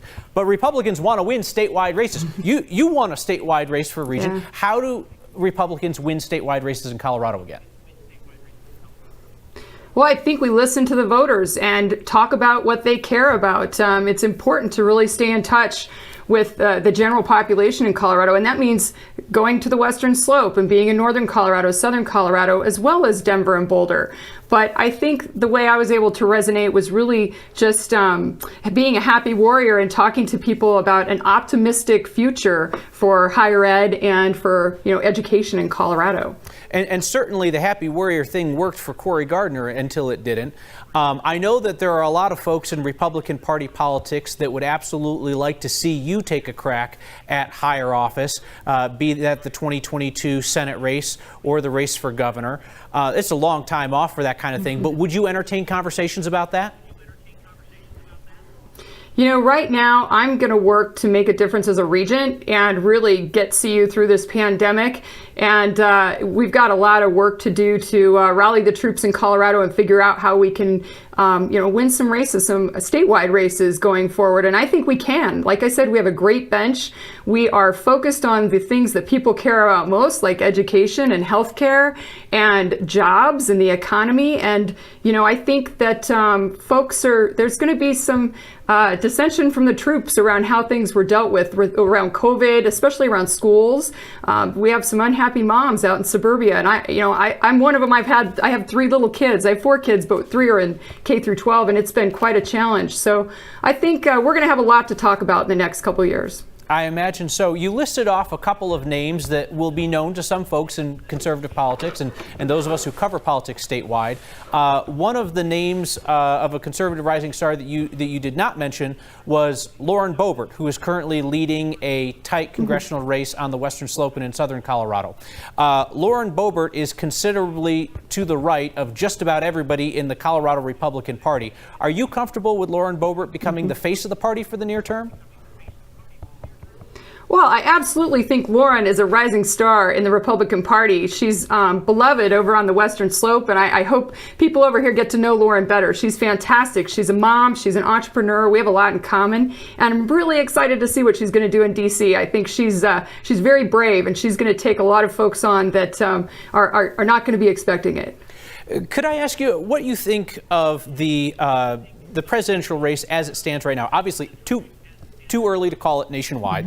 NBC News and others have projected that Joe Biden is going to be a comfortable winner here in Colorado over President Trump. How do you, as a Republican, view the Trump era to date? I'm curious, did you vote for him originally? Did you vote for him again this year? How do you assess his performance? I do support President Trump, and I did vote for him. I believe that jobs and a strong economy are the way to solve a lot of the ills that our society is facing. I believe in choice in education, getting our troops home and getting out of endless wars, free speech, free markets, free thinking. I mean, it really comes down to the American dream and voting to preserve our way of life. And it's such a stark contrast between the dark winter of the Democrats and the happy optimism that you see at the Trump rallies all over the country. All right. Heidi Ganahl, CU Regent, the last remaining Republican statewide elected official. You're with us for the evening. Appreciate your time and your willingness to come on and not just do the analyst thing, but to actually take some substantive questions, because I know there's a lot of folks interested in your political future. Heidi, thank you very much. We're going to talk again soon. So if you're just joining us, Colorado goes for Biden. The Senate race goes for Hickenlooper, as it is still too close to call nationally. Good night for Colorado Democrats. We're going to bring in NBC's viewers to continue the conversation.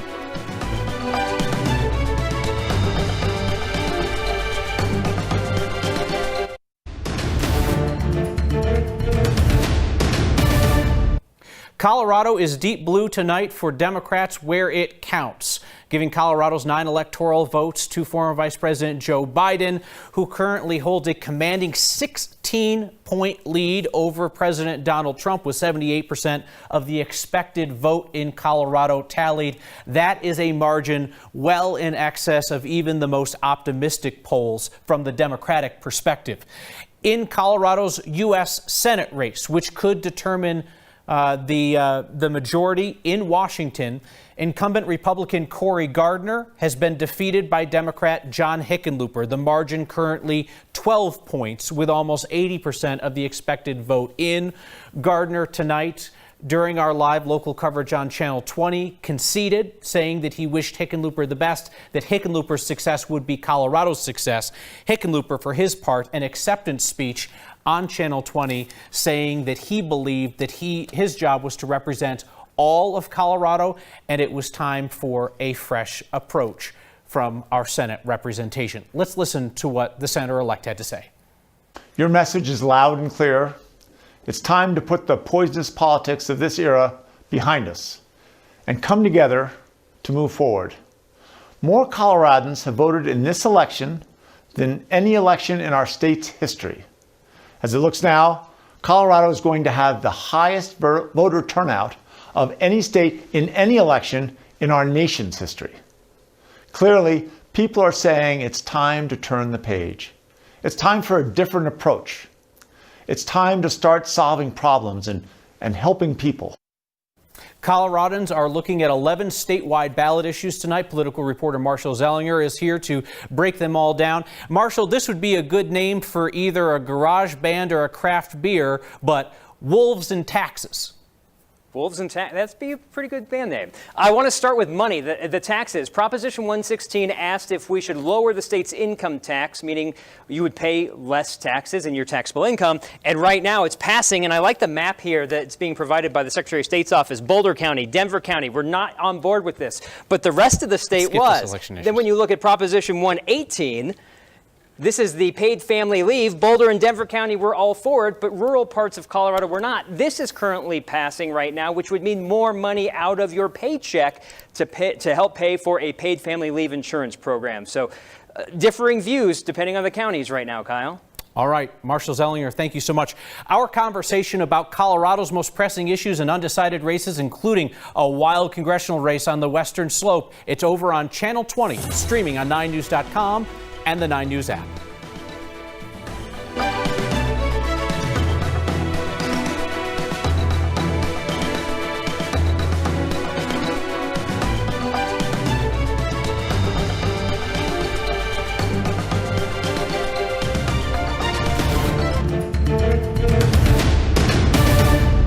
Welcome back to live, local, commercial-free, continuing election night coverage on Channel 20, 9news.com, and the 9 News app. I think all those other people are over on NBC News watching them talk about like Louisiana or West Virginia or something like this. We're here having a conversation about Colorado, a state in which Democrats, with the assistance of the majority of unaffiliated voters in Colorado, which are now the largest political party, so to speak, in our state, putting a drubbing on Republicans across the board.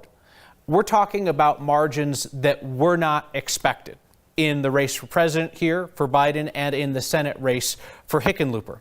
And to give you some idea of how unprecedented it is for Colorado to swing by such large margins for either party, Colorado's 9 electoral votes have not gone to a presidential candidate by double digits since 1984, Reagan over Mondale. Colorado has not gone for a Democrat for president by double digits since 1964, LBJ over Barry Goldwater. So what we're seeing play out, if the remaining 20% of the votes come in and hold on to Joe Biden's lead over Donald Trump, is history in the making tonight as Colorado's unaffiliated voters deliver a strong repudiation of President Trump, and it looks like the senator who attached himself along for the ride. Noel Brennan is down at Denver's elections headquarters, where, Noel, they scan the ballots into the system, and then what happened at 7 o'clock? Somebody just pushed a button, and then the numbers came out? Is that how that worked? Maybe, Kyle. Yeah, it's not quite as simple. They've been counting all of these votes for about a week and a half, Denver has. And then, yeah, essentially at 7 o'clock, they tabulated it. There's a tabulation room that is one part of this process. We've been in the lobby this whole time of Denver elections. This used to be really busy, full of election judges out here, but right now they're taking a dinner break.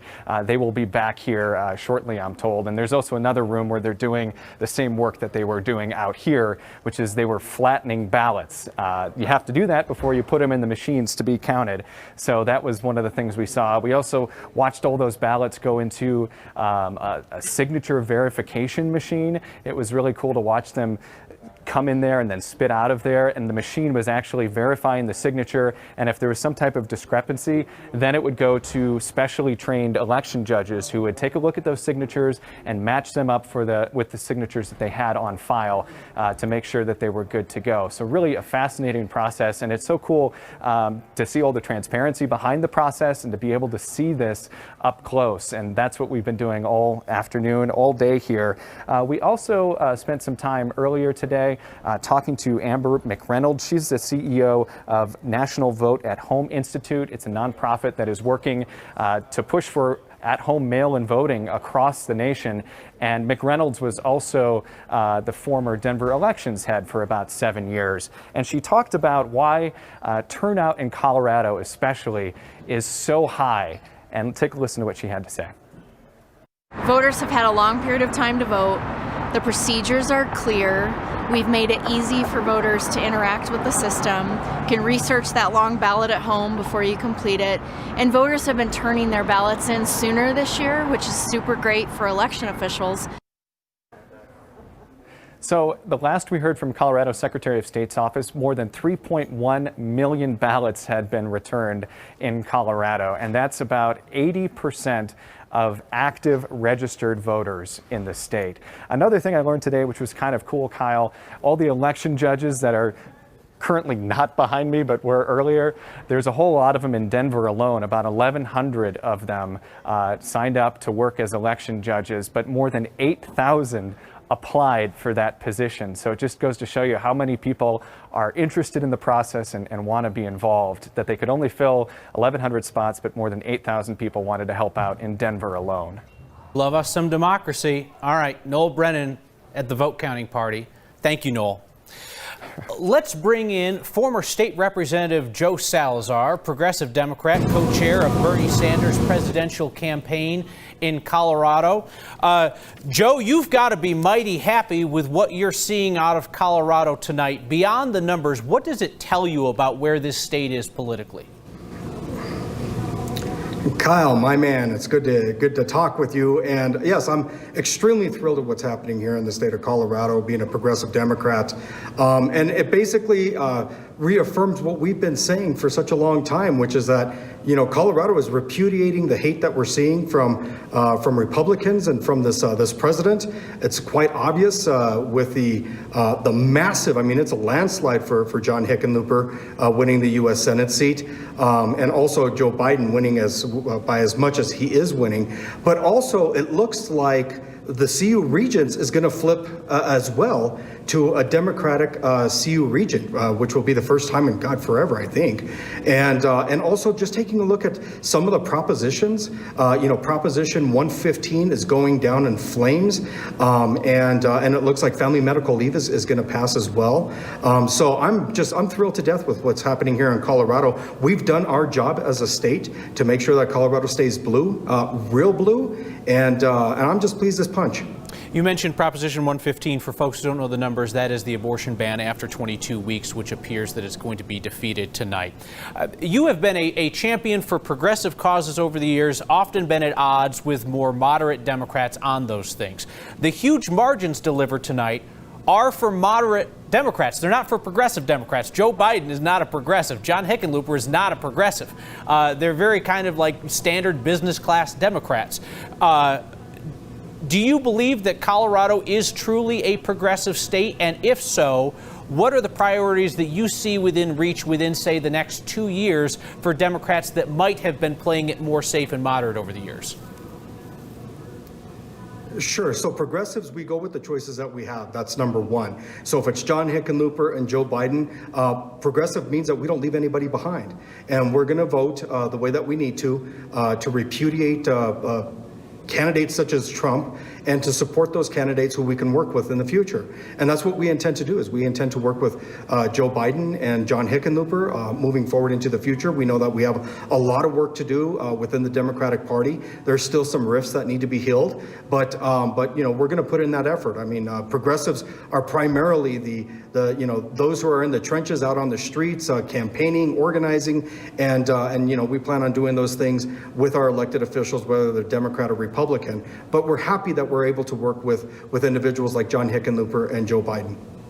Joe, we saw progressive protest and energy in the streets over police brutality and systemic racism translate into progressive policy on the books in Colorado with lightning fast speed, the police reform bill. I don't know if people realize how quickly Colorado moved on that issue versus so many other states. We've got a legislature that's completely controlled by Democrats. We have a Democratic governor willing to sign this, but that moved through so quickly. Do you see a foreshadowing in that or a model in that in how Colorado's progressives are going to try to push things through? Or was that a one-time deal just because it was in the middle of the pandemic and the protests?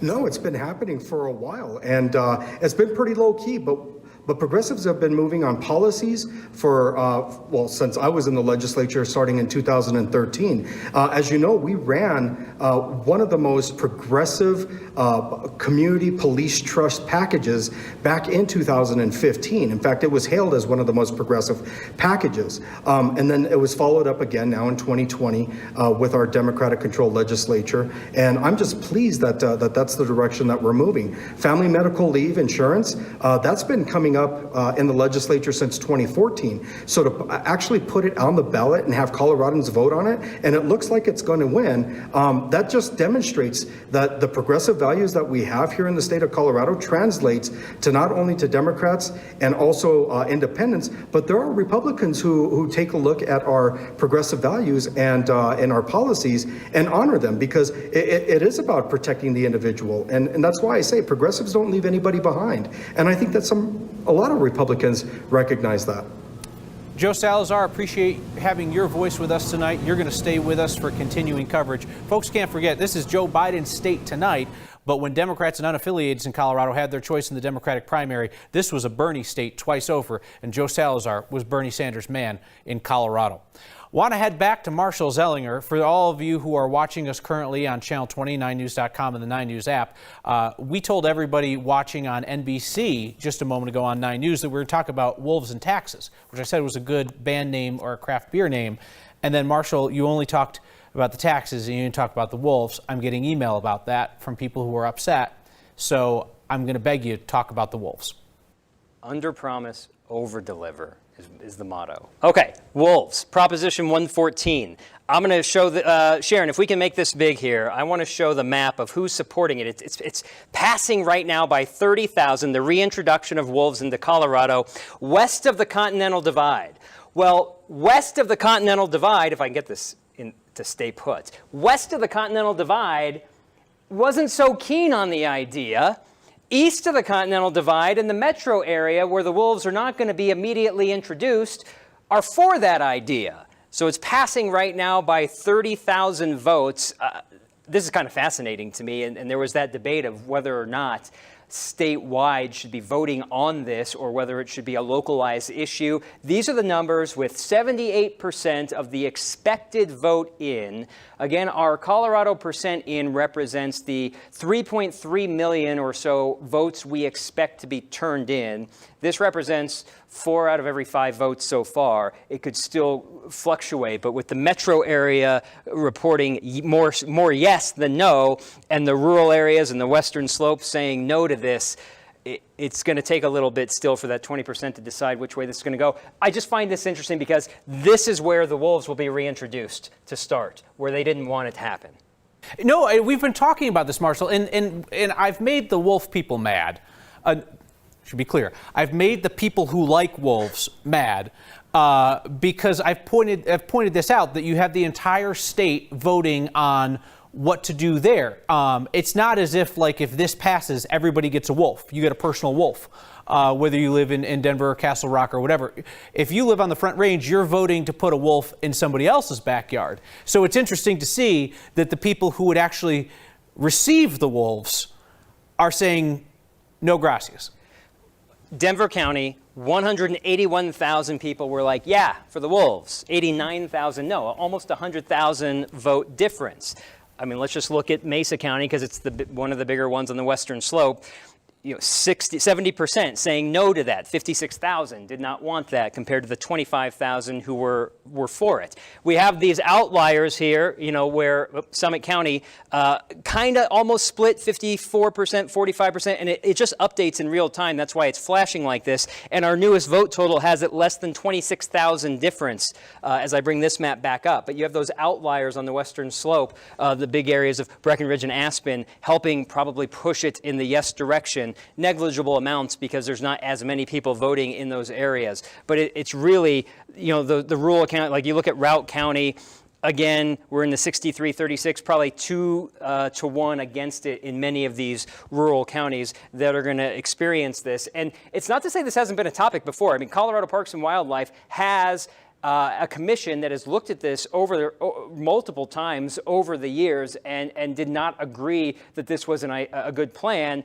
But then it got put on the ballot because we've been talking about this for like a year and a half, because people who wanted this on the ballot got the 124,000 plus signatures. I think they turned in 200,000 plus signatures to get this on the ballot for everyone to vote, probably knowing people in the metro area would help get it across the finish line.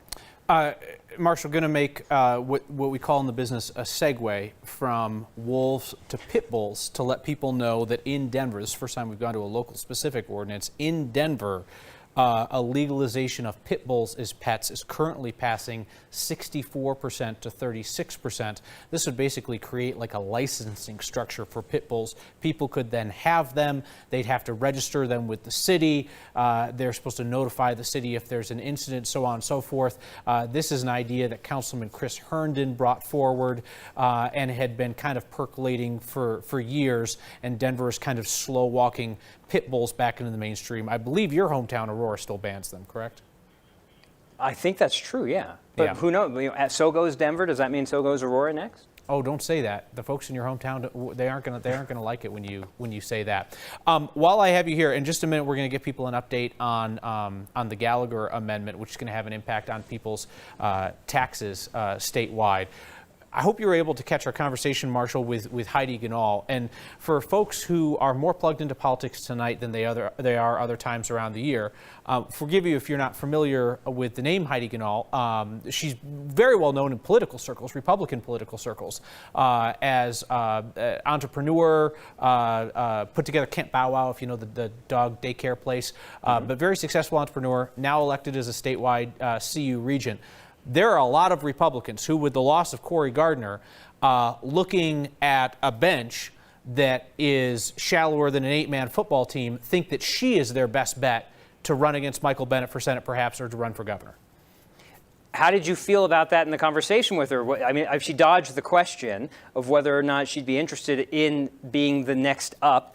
But yeah, you look at Michael Bennet in 2022. Is that the year that you want to be? You would be. Look what you just came against. I'm gonna jump out of screen here to bring this back up for the Senate race at least. But look at what you're up against. Whoever's going to run for Senate against Michael Bennet 2 years from now, what do you have to do to swing more than 300,000, 400,000 to get it back on your column? What are you going to do to swing those 400,000 onto your side? And can you do that in 2 years? Or when you look at the governor's race, can you do that by also 2 years from now? Or do you hold out hope for maybe the next time someone's going to run for governor, or the next time you're going to run against John Hickenlooper or whoever might hold the seat, should he not last those 6 years himself in that seat?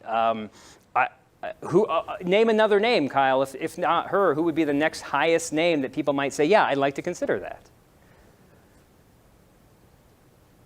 Yeah. Yeah. And that's the fact. I mean, running for political office is hard. It's taxing on families and on relationships and so forth. And the thing you forget is that we talk about the competitive races. We don't talk about most of the races. Most of the races are not that competitive, which means that there are all these people who run for office because they see it as a civic duty. They see it as an opportunity to better their community or to better Colorado, to impact the conversation around issues, knowing that they're going to lose. And that takes something to get into a race like that. Reason why I bring this up is because if you're a Republican who's being approached to go into a high-profile race, which is going to be even harder on you and your family and everything else, and you're looking at numbers like that, an environment like that, the Republican Party is asking these people, do you want to put your hand into the wood chipper? No, thank you. I don't want to put my hand into the wood chipper. They're asking a lot because of the landscape of politics in Colorado today, which is really inhospitable to anybody on the right.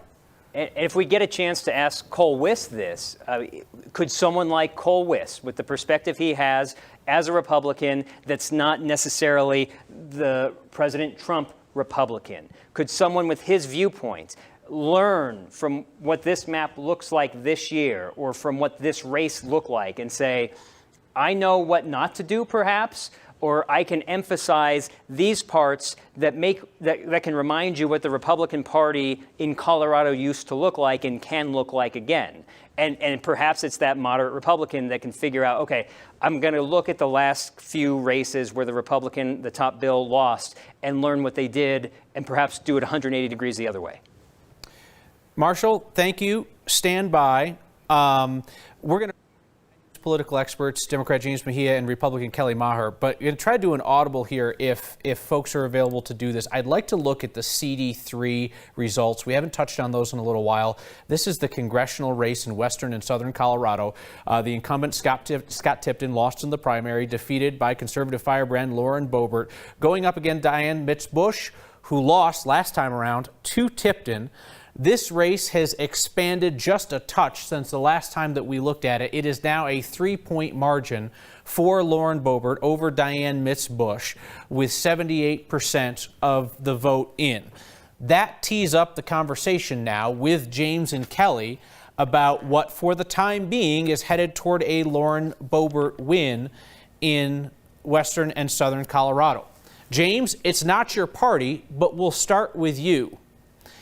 If Lauren Boebert goes to Congress to represent Colorado, is that better for Colorado Republicans or better for Colorado Democrats?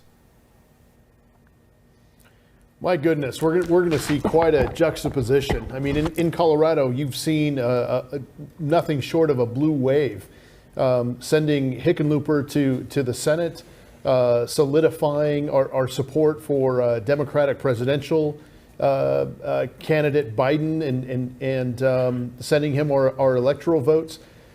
It's going to be quite a juxtaposition. I think, we've talked about the Republican reinvention effort. They've got a lot of thinking to do.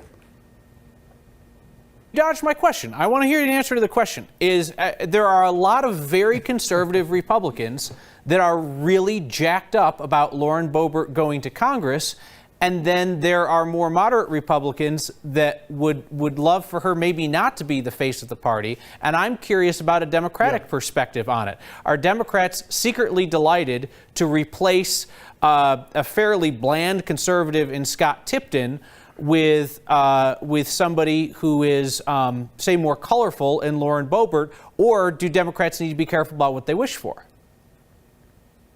Well, we would much rather send a representative to Congress from the Democratic Party, first of all. But having her there will show how much trouble the Republican Party is in Colorado, and show how reasonable the Democrats can be here in Colorado. So I actually think it's a very positive juxtaposition for Democrats here in Colorado.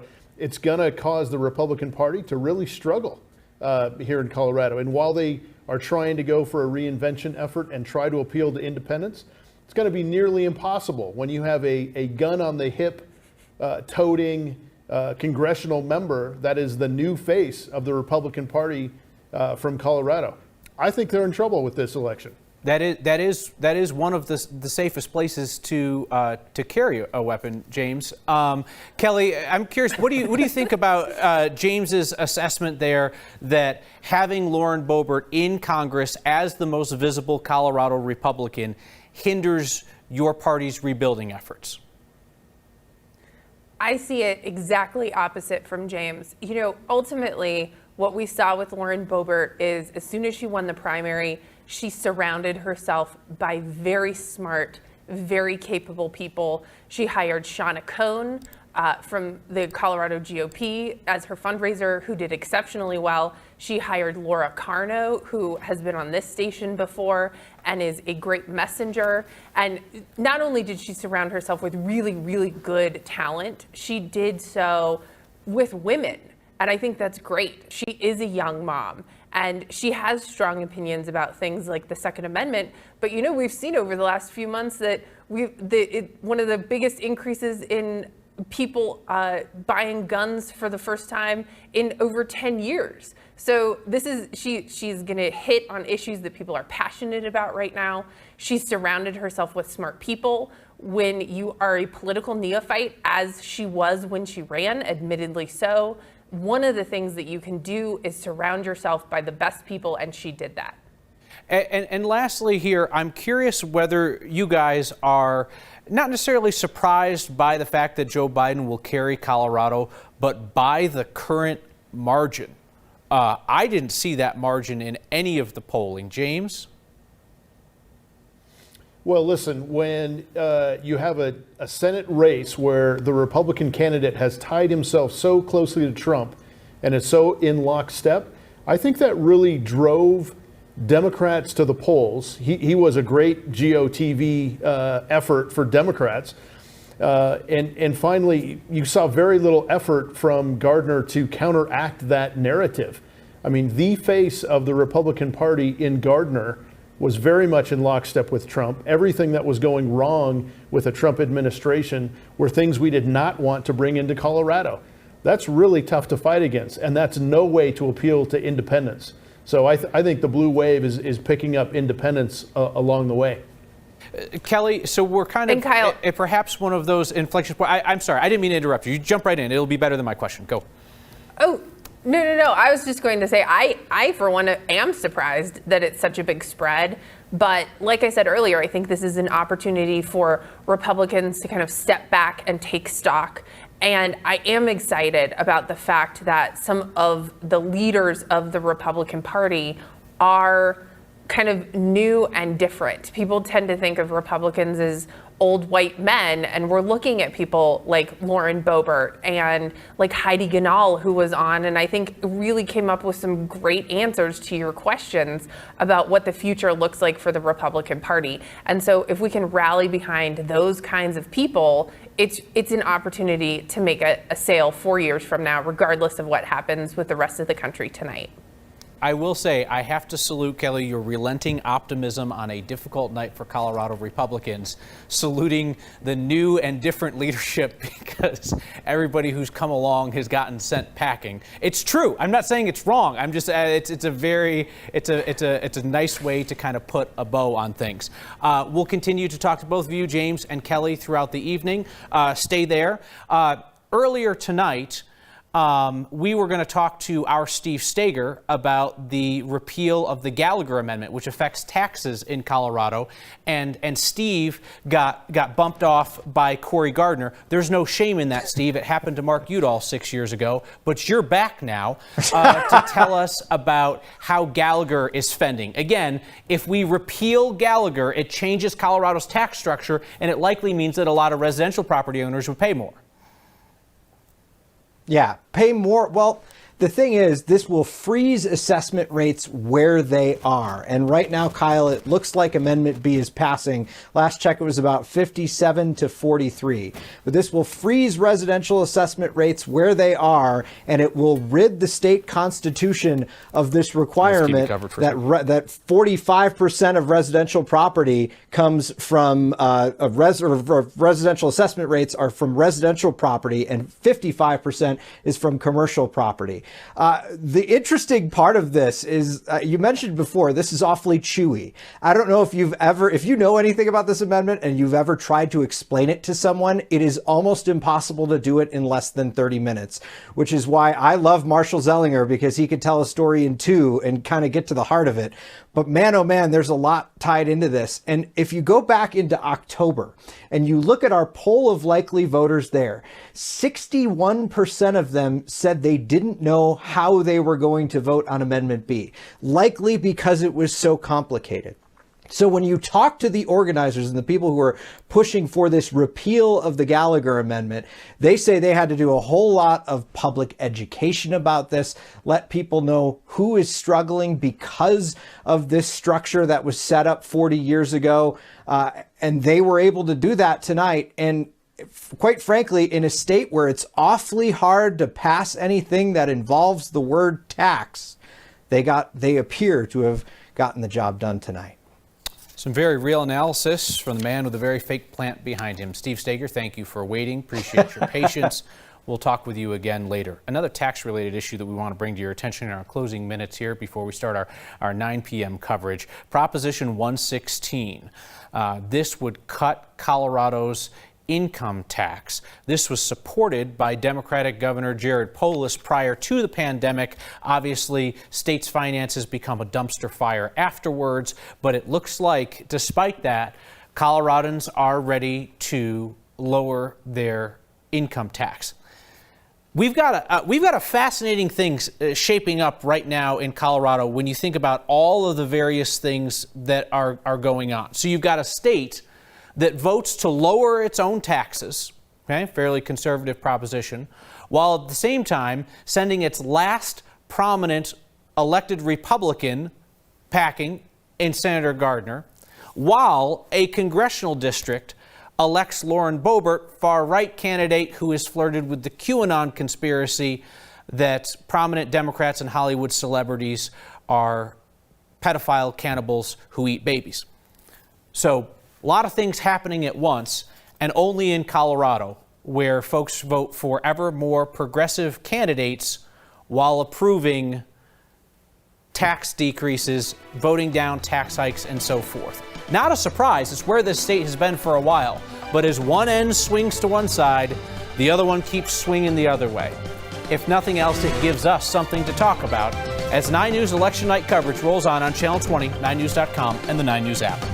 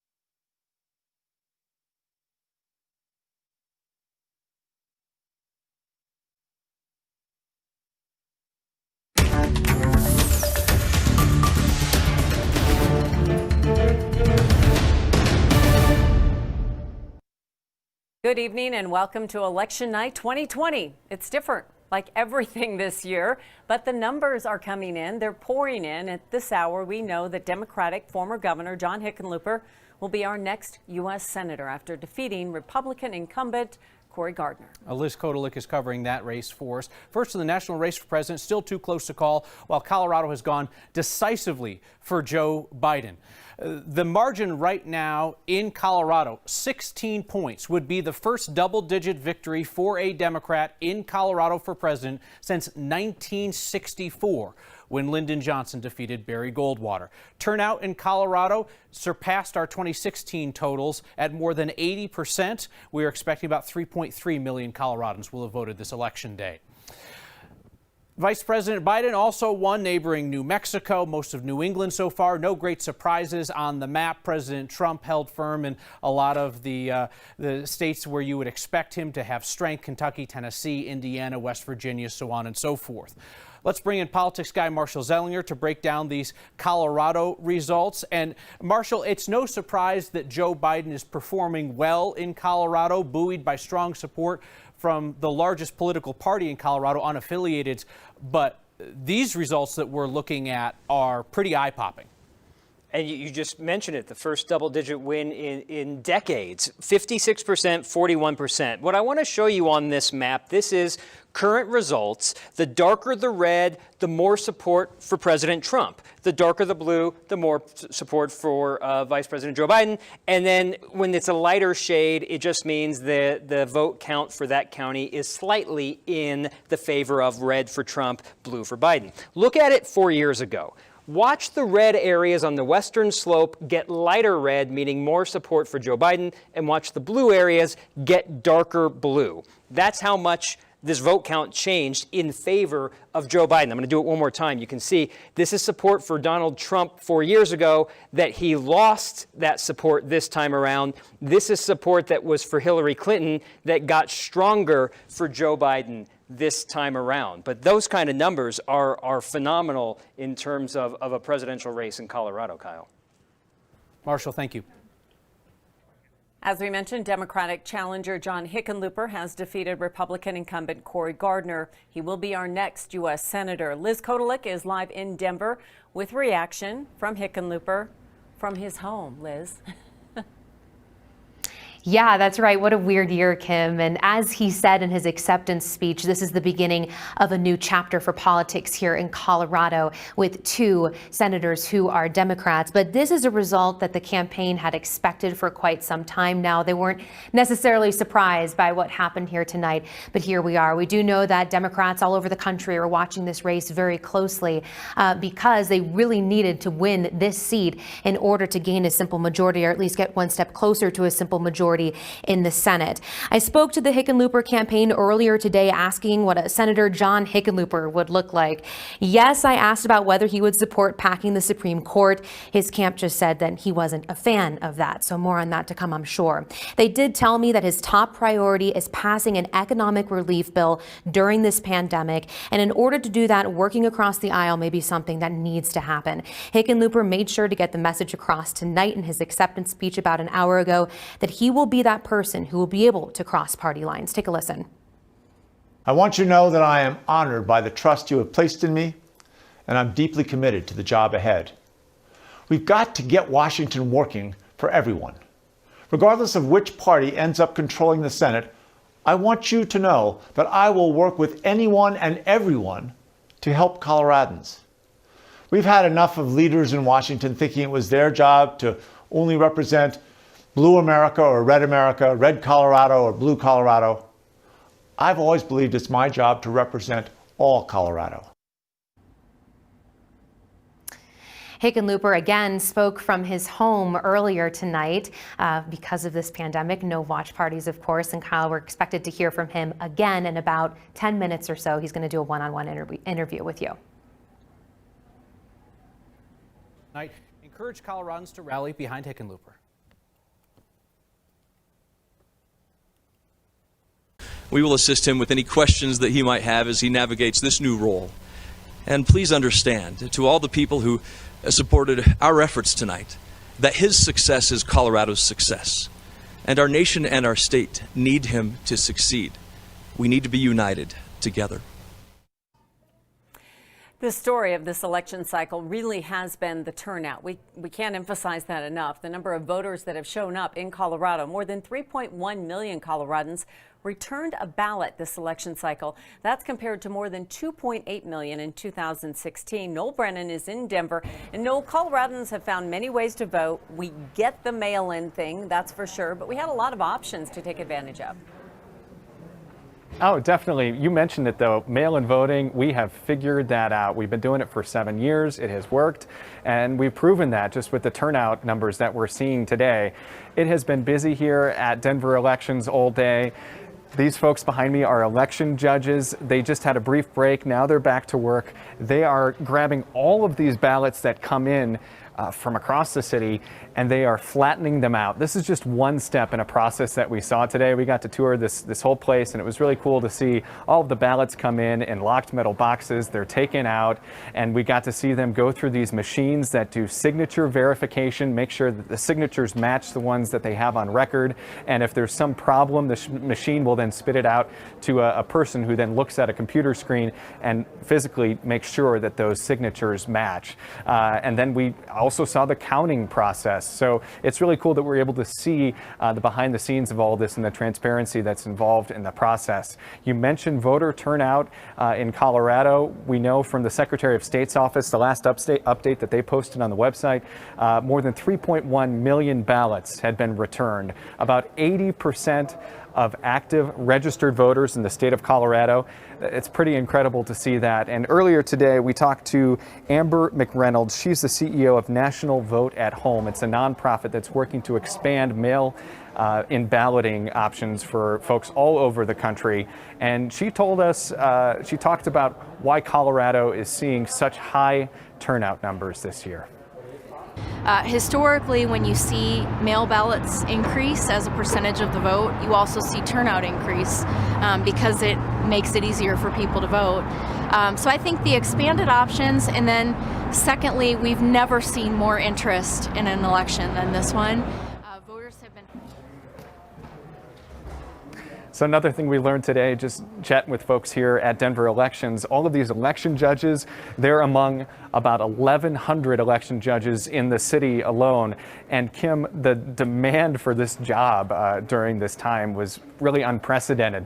Alton Dillard, the PIO here, told us that more than 8,000 people applied for these 1,100 spots. So it's just such a huge interest in being part of the process. And during a pandemic. Yeah, they've been talking about us across the country for weeks on how we figured it out and have done it. So it's really interesting. Got the information, got the results early too. Thanks, Noel. One of the big statewide issues we're tracking tonight, Proposition 113, whether Colorado should join the National Popular Vote Compact. So far, Coloradans are leaning toward that in a way, yes. We're going to have more on that coming up. Plus, will gray wolves be introduced in Colorado? We don't have a clear answer on that statewide issue just yet. Coloradans appear to be sending a mixed message tonight on taxes.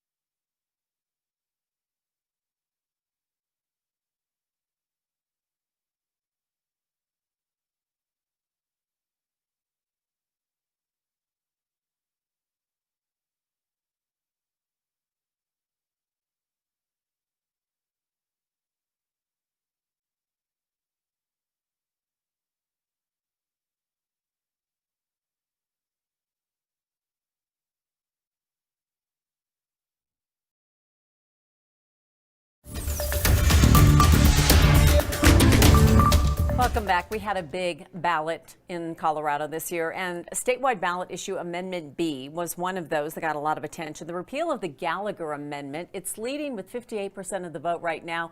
Steve Steger has been monitoring this race all night, and Steve, even if you've lived here a long time, you don't necessarily understand it. You may have heard a lot about it, though, over the last few years, Kim, because this is something that we constantly hear a lot of agencies in county government talk about, special districts talk about. You may have heard your fire agency talk about the Gallagher Amendment and the difficulty they've had. It boils down to this rate that was set in the Gallagher Amendment in the state constitution that locked in certain assessment rates for residential and commercial property. Well, it would appear tonight that voters are ready to say goodbye to that nearly 40-year-old amendment. About 58% of them right now supporting Amendment B, which would repeal the Gallagher Amendment. A little bit earlier tonight, I talked to Kent Thiry, the former CEO of DaVita, who's been leading the campaign to fight against the Gallagher Amendment and fight for Amendment B. And then I had a chance to talk to Dennis Gallagher himself, who was still very supportive of that amendment. You'll hear first from Kent Thiry and then from Dennis Gallagher. What it says about Colorado is quite amazing. It means that there's still issues where Democrats, Republicans, and independents will work together on an issue, where you can introduce a complicated fiscal policy and voters will invest to understand. And it ended up being about our values, that people said, this is not fair the way it works right now. This is not good for our state. And so maybe I'll miss out on a small reduction, but lots of citizens will benefit from not having their lives disrupted. I think the citizens are going to have to be very vigilant as the powers that be, the governor and the legislature, come to them with new reasons to increase taxes, and have to be very careful, and there'll have to be a lot more accountability, I think, on the way they spend money.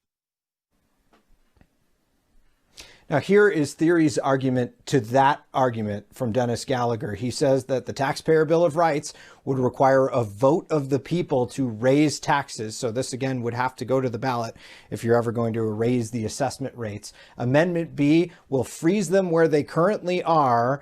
So you can't expect to see necessarily an increase next year, Kim, though you would have gotten a decrease because the assessment rate under Gallagher was set to go down next year. Hi, I'll take it. Thank you, Steve. Let's look at Proposition 113. This is whether Colorado is going to join a number of other states in awarding our electoral votes to the winner of the national popular vote. And at this point, that idea is leading 53 to 47%. This is an idea that was passed by Democrats in the state legislature, challenged by conservatives through a petition gathering process, but tonight appears to be holding up to scrutiny from Colorado voters. Proposition 114 would restore gray wolves to northwest Colorado, where a pack of them has actually been spotted recently. And this measure is nearly dead even, 50-50, with 81% of the vote tallied. Still ahead, Coloradans again consider the issue of abortion, whether this state will restrict abortion after 22 weeks.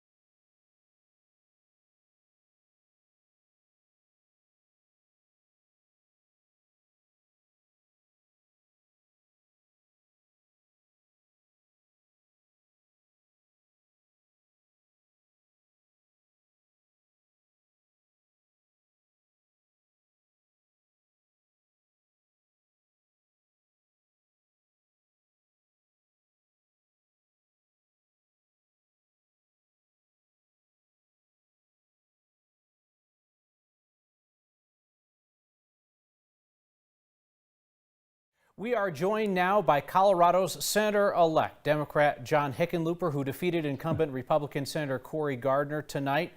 Senator-elect Hickenlooper, congratulations. Thank you for your time. No, thanks so much.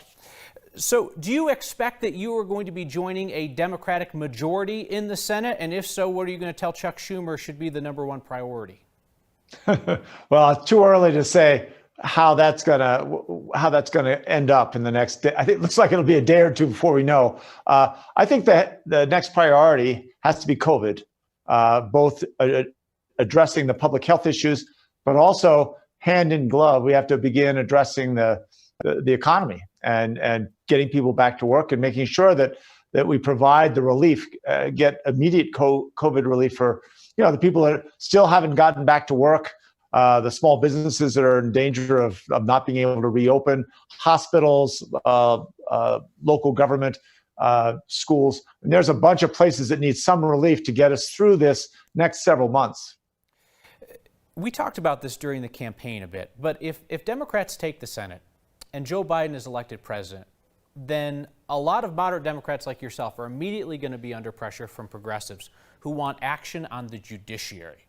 They want to expand the Supreme Court or do something along those lines. You've been hesitant to talk about that, have been kind of lukewarm on the idea. We're getting pretty close to the point that there are going to be some decisions that need to be made. You know this pressure is going to come from your left. What are you going to tell those folks? Well, again, I'm lukewarm at best. I found again and again in my life that when you change the people in an institution, the institution changes. And by the institution, I mean Washington, D.C., not just the court. And I'm not willing to write things off right away. I think there are constitutional issues about, whether you even can pack the court and what it would take to do that. I think better to look at, how do we legislate appropriately so that we can define those things that people care about, and making sure that the court should only be, they shouldn't be legislating from the court. They should be working out the fine line interpretation of, some sort of a gray area in the law that exists. When you were governor, you said that you appreciated having a split legislature, Democrats and Republicans, because it would mean that more thoughtful compromises would come to your desk. Colorado's Democrats have more power today than they've had since the 1930s and no longer have to compromise if they don't want to. Is that healthy and good for our state? Well, we're going to see. But I think there are a lot of legislators in the Colorado General Assembly that recognize that there are 2 points of view on almost every argument, and that you're always going to get better solutions by really trying to listen to both sides. So my guess is that you're going to see some pretty balanced proposals. Obviously, every General Assembly, even when you have a split General Assembly, has some extreme measures from both sides. But my guess is we're going to see a fair number of balanced proposals that both sides are going to try and work and make better. Look at the justice reform bill that came out last year. That was bipartisan and that was meaningful. Senator-elect Hickenlooper, we're out of time, and I have one more question. The good news is it's yes or no. You had to be talked into doing this job. 6 years is a long time to commit to anything. Are you going to serve all 6 years? Oh yeah, no. I understand it now, and I am very excited. I'm grateful to the people of Colorado, and I'm going to go out there, and I can't wait to get into the work. All right. Senator-elect Hickenlooper, congratulations again. Thank you for your time. Thanks, Kyle. Also, AP has called Proposition EE as passed. This is the tax on tobacco and nicotine products. 69% of voters said yes, 31% no. A yes vote means this increases cigarette and tobacco taxes significantly. This is one that was prominently supported by Governor Jared Polis. What this does is puts a tax on cigarettes, vaping products.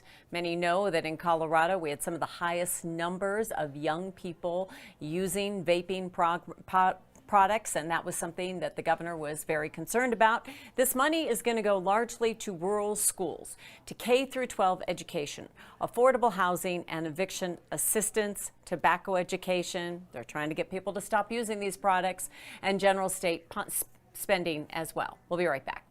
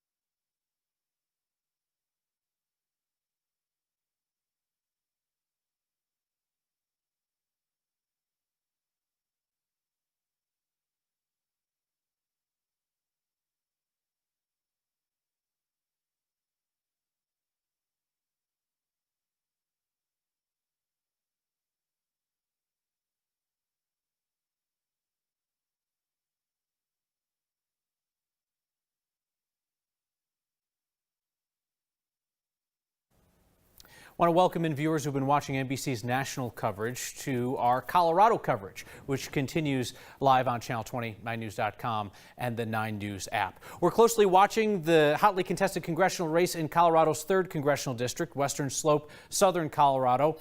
There, the arch-conservative Lauren Boebert is expanding her lead over the Democratic candidate Dianne Mitz-Bush. It was 2 points earlier tonight, now expanded up to 5 points. Coloradans again are rejecting restrictions on abortion. Proposition 115, a ban on abortion after 22 weeks, is poised for defeat 59 to 41%. In Denver, citizens have agreed to raise taxes to fund more services for people who are homeless. That proposition has passed 65% to 35%.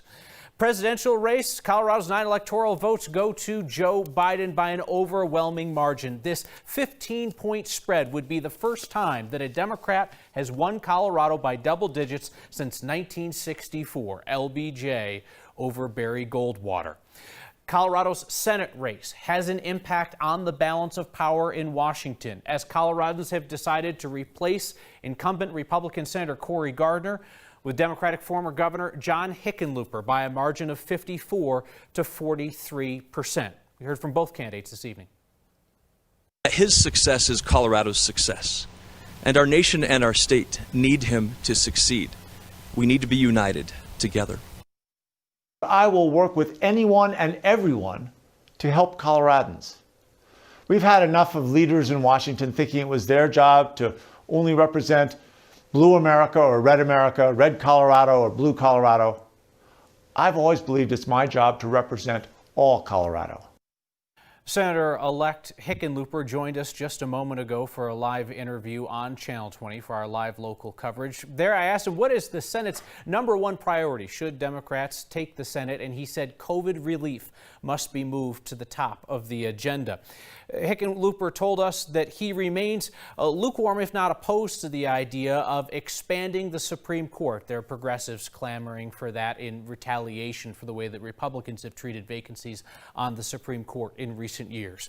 We asked Hickenlooper what he makes of total Democratic control of the state. He's somebody who's advocated for balanced government in the past. He said, we'll see if that's healthy for Colorado, urged Democrats to come up with some balanced proposals.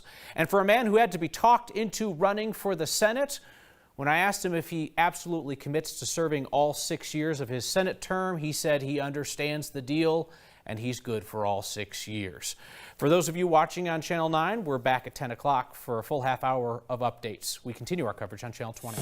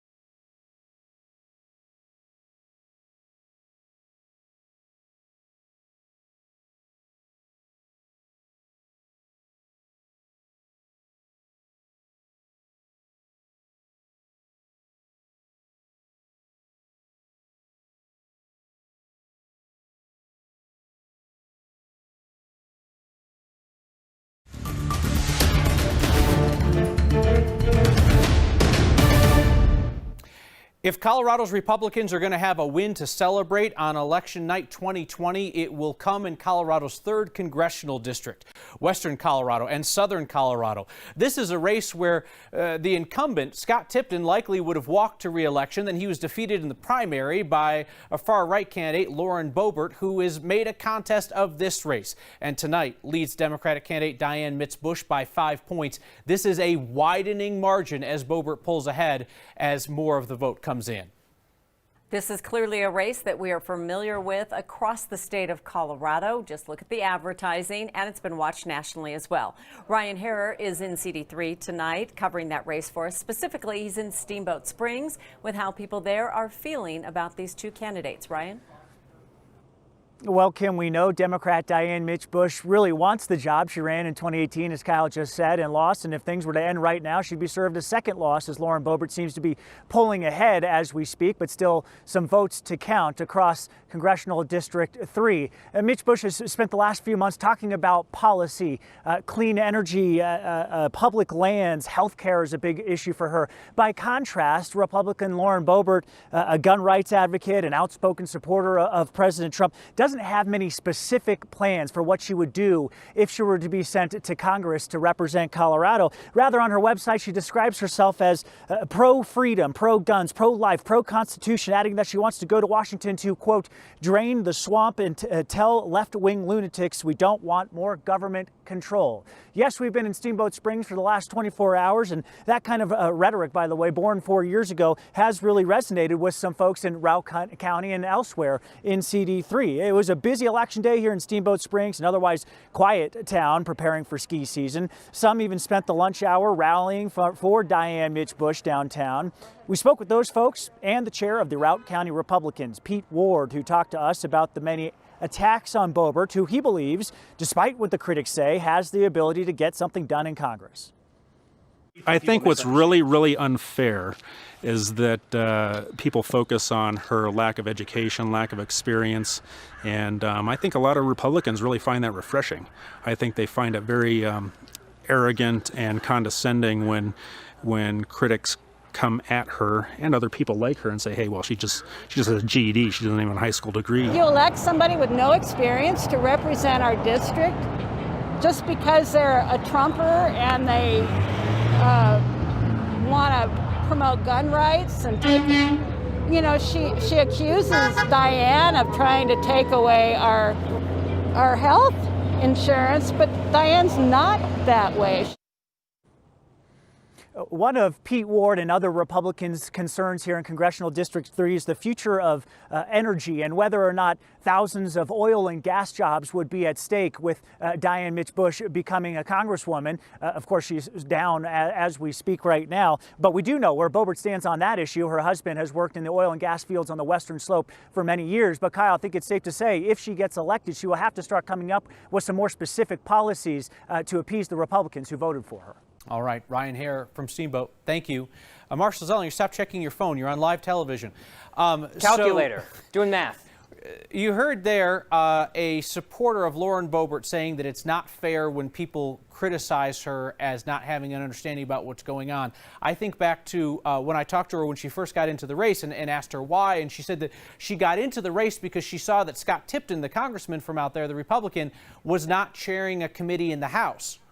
And we pointed out that the reason why he wasn't chairing a committee in the House is because you have to be in the majority to chair a committee in the House, and Democrats are in control.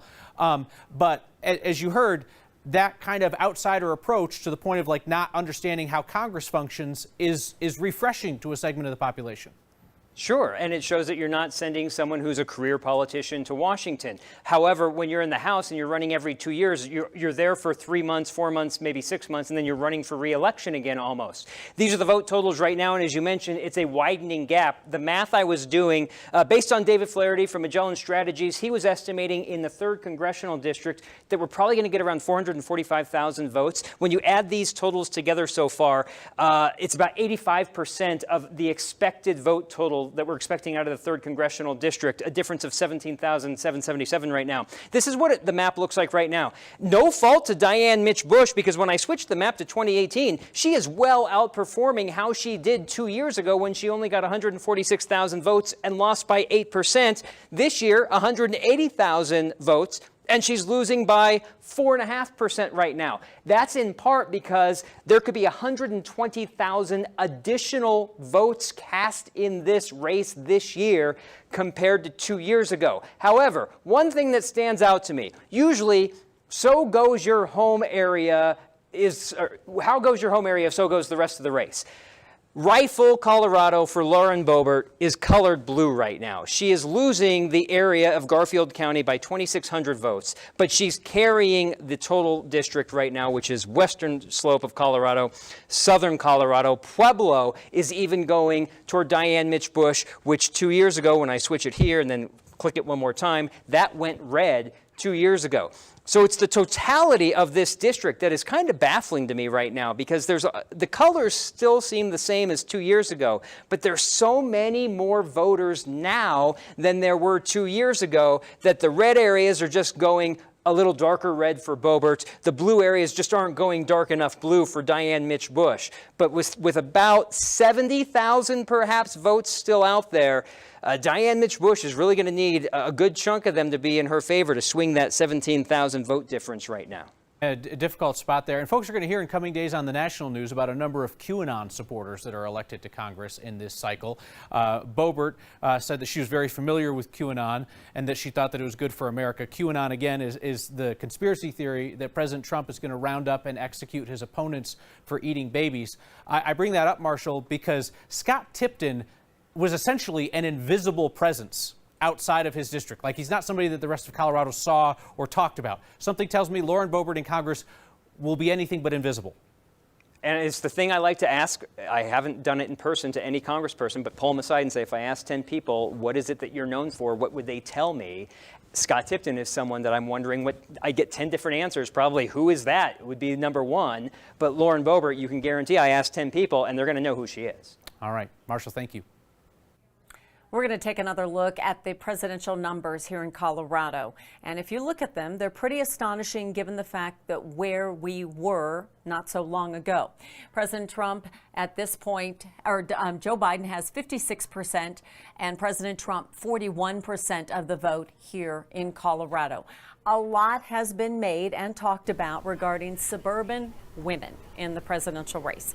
So joining me now, 9 News political expert Kelly Maher and Colorado entrepreneur Heidi Ganahl, also CU Regent. We're thankful that both of you are here. I'm going to start with you, Kelly, in that I've lived here forever and I've seen the state go from red to solid purple, and now it's looking pretty periwinkle. What's going on? Well, Kim, like you, I also have lived here forever, and I have watched exactly the same progression. And, you know, we've seen a lot of different things at play. I remember when I was younger, you know, we would oftentimes have a Republican senator, but most of the time we had a Democrat governor. So it's not always been super dyed in the, like, super red. You know, I grew up under Governor Romer. And so we've seen that progression change over time. But what we have had is we've had a huge population explosion, and a lot of people have been moving to Colorado for as beautiful as it is and the great economy that we have. And it's been really a challenge to help people understand the independent Colorado voter. And so when we were both somewhat younger, we remember that Coloradans were ticket splitters. We're seeing less of that, frankly, all the time in every election. And Heidi, with that, we're going to talk a little bit about women in particular. You're an entrepreneur, you're a mom, you were a CU person like me as well. What is it that the Republicans are not getting with women in our state?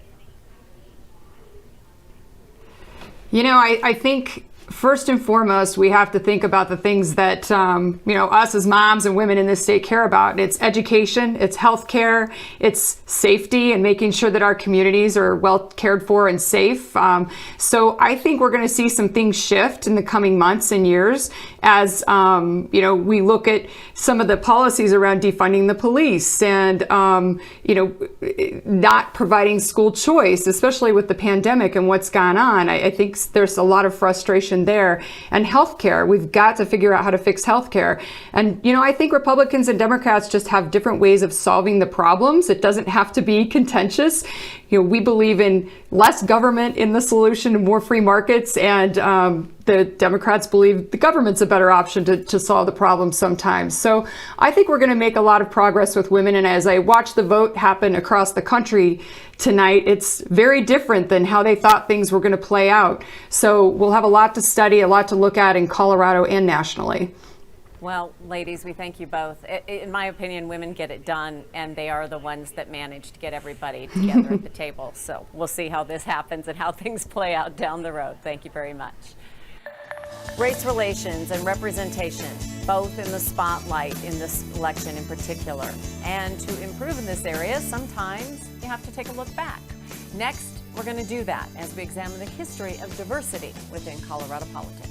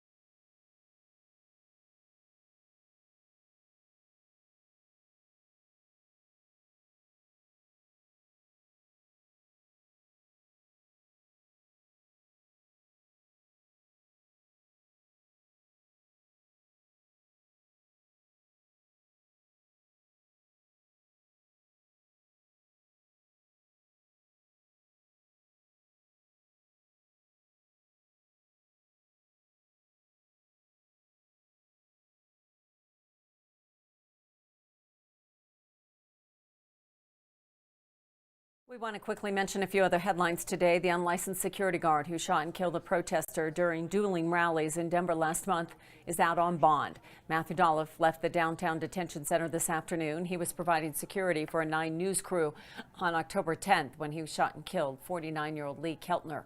Dolliff was contracted by Pinkerton to provide security for a 9 News producer. He is facing charges for second-degree murder. COVID-19 is spreading through Colorado unchecked. We jumped to 814 people hospitalized with COVID-19 in the state, up 59 patients from just yesterday.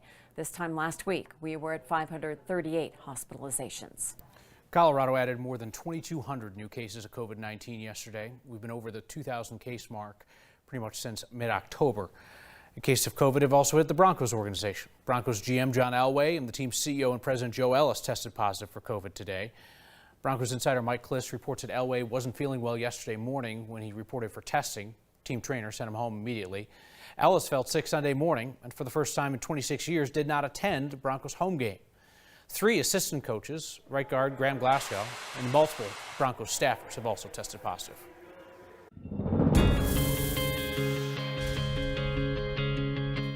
Vibrant, brilliant skies over Colorado today. On this Tuesday, Election Day, the warmest election day in Denver since 1934. 79 degrees today. We tied a record set back in 1915, way above the average of 58 degrees. Those temperatures soaring into the 80s for much of eastern Colorado, western Nebraska, and Kansas. We're still close to 60, and we're closing in on the 10 o'clock hour.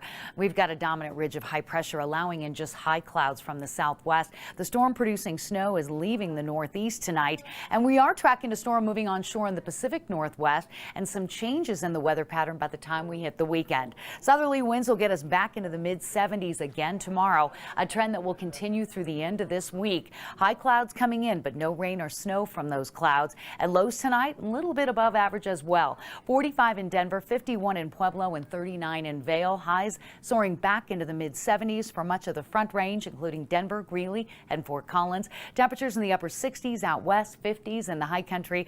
A lot of the ski resorts are trying to make snow and keep that snow on the ground, but it's pretty tough with temperatures like these. And so in Denver for tonight, partly cloudy, light winds, a mild low of 45. Tomorrow we're back to 74 with lots of sunshine and light winds. Temperatures trend above average until Saturday, then we start a cooling trend. A few snow showers possible Sunday and Monday, turning sharply colder. Monday's high at 32, lows in the teens, and the snow showers still possible into Tuesday of next week. But the big story also, the color in the sky. So many of you sharing amazing pictures. We have been sharing those on 9news.com. We love the weather reports and the weather pictures, and we love to hear from you. We're taking a break. We'll be back. So much more on the election coverage when we return.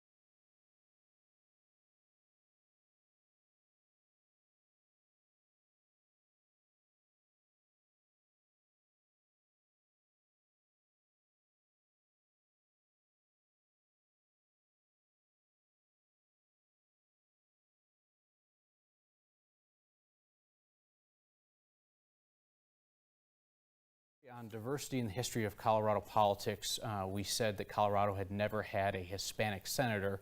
We, of course, had Ken Salazar, senator from Colorado from 2005 to 2009. Ben Nighthorse Campbell, native senator, served from 1993 to 2005. Welcoming in our viewers on NBC who've been watching NBC News Decision 2020 coverage. Want to update you on some Colorado issues. Coloradans have defeated another attempt to restrict abortion in our state, 59-41%, the margin for Prop 115. Colorado's 9 electoral votes go to Joe Biden by double digits, and Democrat John Hickenlooper sends incumbent Senator Cory Gardner back to the private sector after 6 years in office. More than 3.1 million Coloradans had their votes in by 5 p.m. tonight. That tops our 2016 turnout by almost 300,000 votes. Coloradans have been weighing in on everything from property taxes to wolves. And on the national popular vote, Coloradans are approving the idea of that, whereas it is 50 to 49% on the idea of reintroducing wolves. Stay tuned on that while we are increasing tobacco taxes.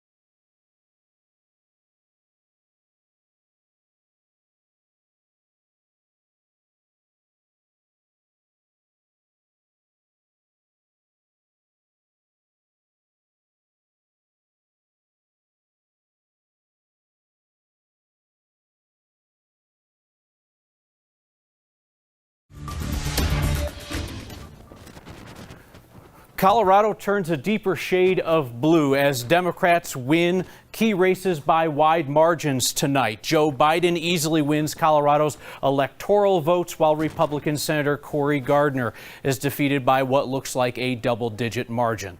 When it comes to fiscal issues on the ballot, Coloradans continue to show a conservative streak, even as they put an increasing number of progressive politicians in office. We're going to show you the latest results and break down all of what this means for our state. We also want to check in with our politics guy, Marshall Zellinger, in a moment. First, though, let's take a look at the presidential results in Colorado. This is for Colorado's 9 electoral votes. A 15-point margin for Joe Biden would be the largest margin for any Democrat for president in Colorado since 1964, when LBJ defeated Barry Goldwater. As for where this leaves the presidential race, right now on the national picture, Biden has secured 192 electoral votes to President Trump's 114, obviously too close to call, with the battlegrounds of Florida and Georgia and Arizona, Nevada, Pennsylvania, and the upper Midwest still too close to call. Let's bring in Marshall Zellinger now to look at some of the other results. Marshall. Certainly not too close to call in Colorado, where Joe Biden leads by 15 points. Compare that to 2016, when Hillary Clinton only won by 5 points. What I want you to look at on this map, watch the red areas on the western slope and the blue areas in central Colorado. The red areas where President Trump had the support 4 years ago, get lighter because there's more support for Joe Biden, even though President Trump won those counties. Look at the blue areas in central Colorado. They get a darker shade of blue for more support for Joe Biden. One way to look at Colorado this year is to look at the areas that should have had overwhelming support for President Trump. El Paso County and Weld County. Let's look at 2016 with El Paso County. 71,000 vote difference for President Trump. Now, just 23,000. And El Paso County, Colorado Springs, is where he held his rally in February. A quick look at Weld County 4 years ago, 30,000 difference compared to almost 20,000 difference this year. So even the deep red areas of Colorado showed more support for Joe Biden, showing why he now will have that 15-point win, much larger than we saw from Hillary Clinton 4 years ago. Marshall, we continue to watch Colorado's only closely contested congressional race. This is District 3 on the western slope in southern Colorado, where far-right candidate Lauren Boebert leads a two-time Democratic challenger, Dianne "Miss" Bush. Yeah, in that third district, I want to show up the current map, 18,000 vote difference with 382,000 votes in. We're expecting perhaps maybe 50,000 more votes to go. Dianne "Mitch" Bush outperforming where she did 2 years ago when she still lost by 8 points to then Representative Scott Tipton with 146,000 votes on her side. This year, she's already got 182,000, and she's still down 18,000 to newcomer Lauren Boebert. And not closing the gap. Looks good for Boebert at this point. Marshall, thank you.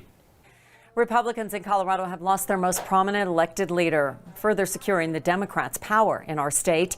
Democratic challenger John Hickenlooper has defeated Republican Cory Gardner. Hickenlooper received 54% of the vote compared to Gardner's 44%. Gardner's seat was targeted as one of the most vulnerable in the Senate, and Hickenlooper had been favored the entire time. Hickenlooper's win will help Democrats try to take control of the Senate.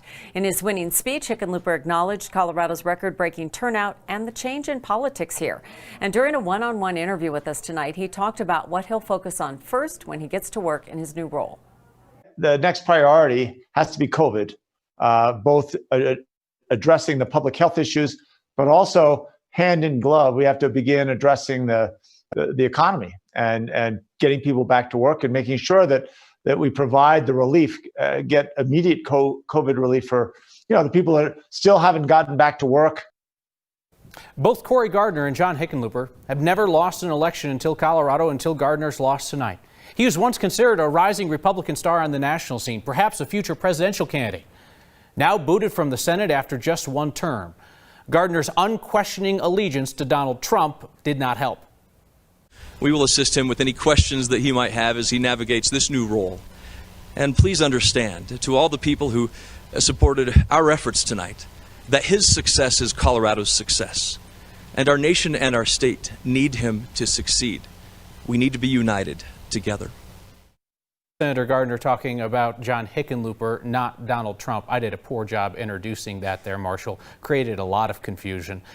John Hickenlooper's pickup of a Republican seat puts Democrats closer to control of the U.S. Senate.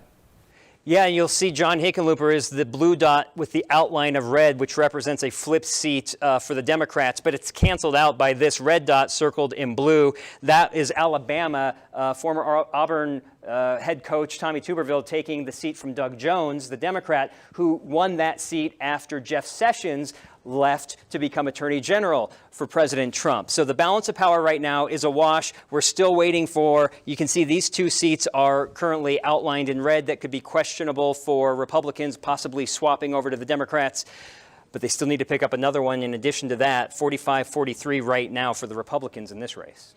So here we have a situation, Marshall, where the last prominent statewide elected official from the Republican Party is gone. And Lauren Boebert, if she wins a seat in Congress, becomes the face of the Colorado GOP.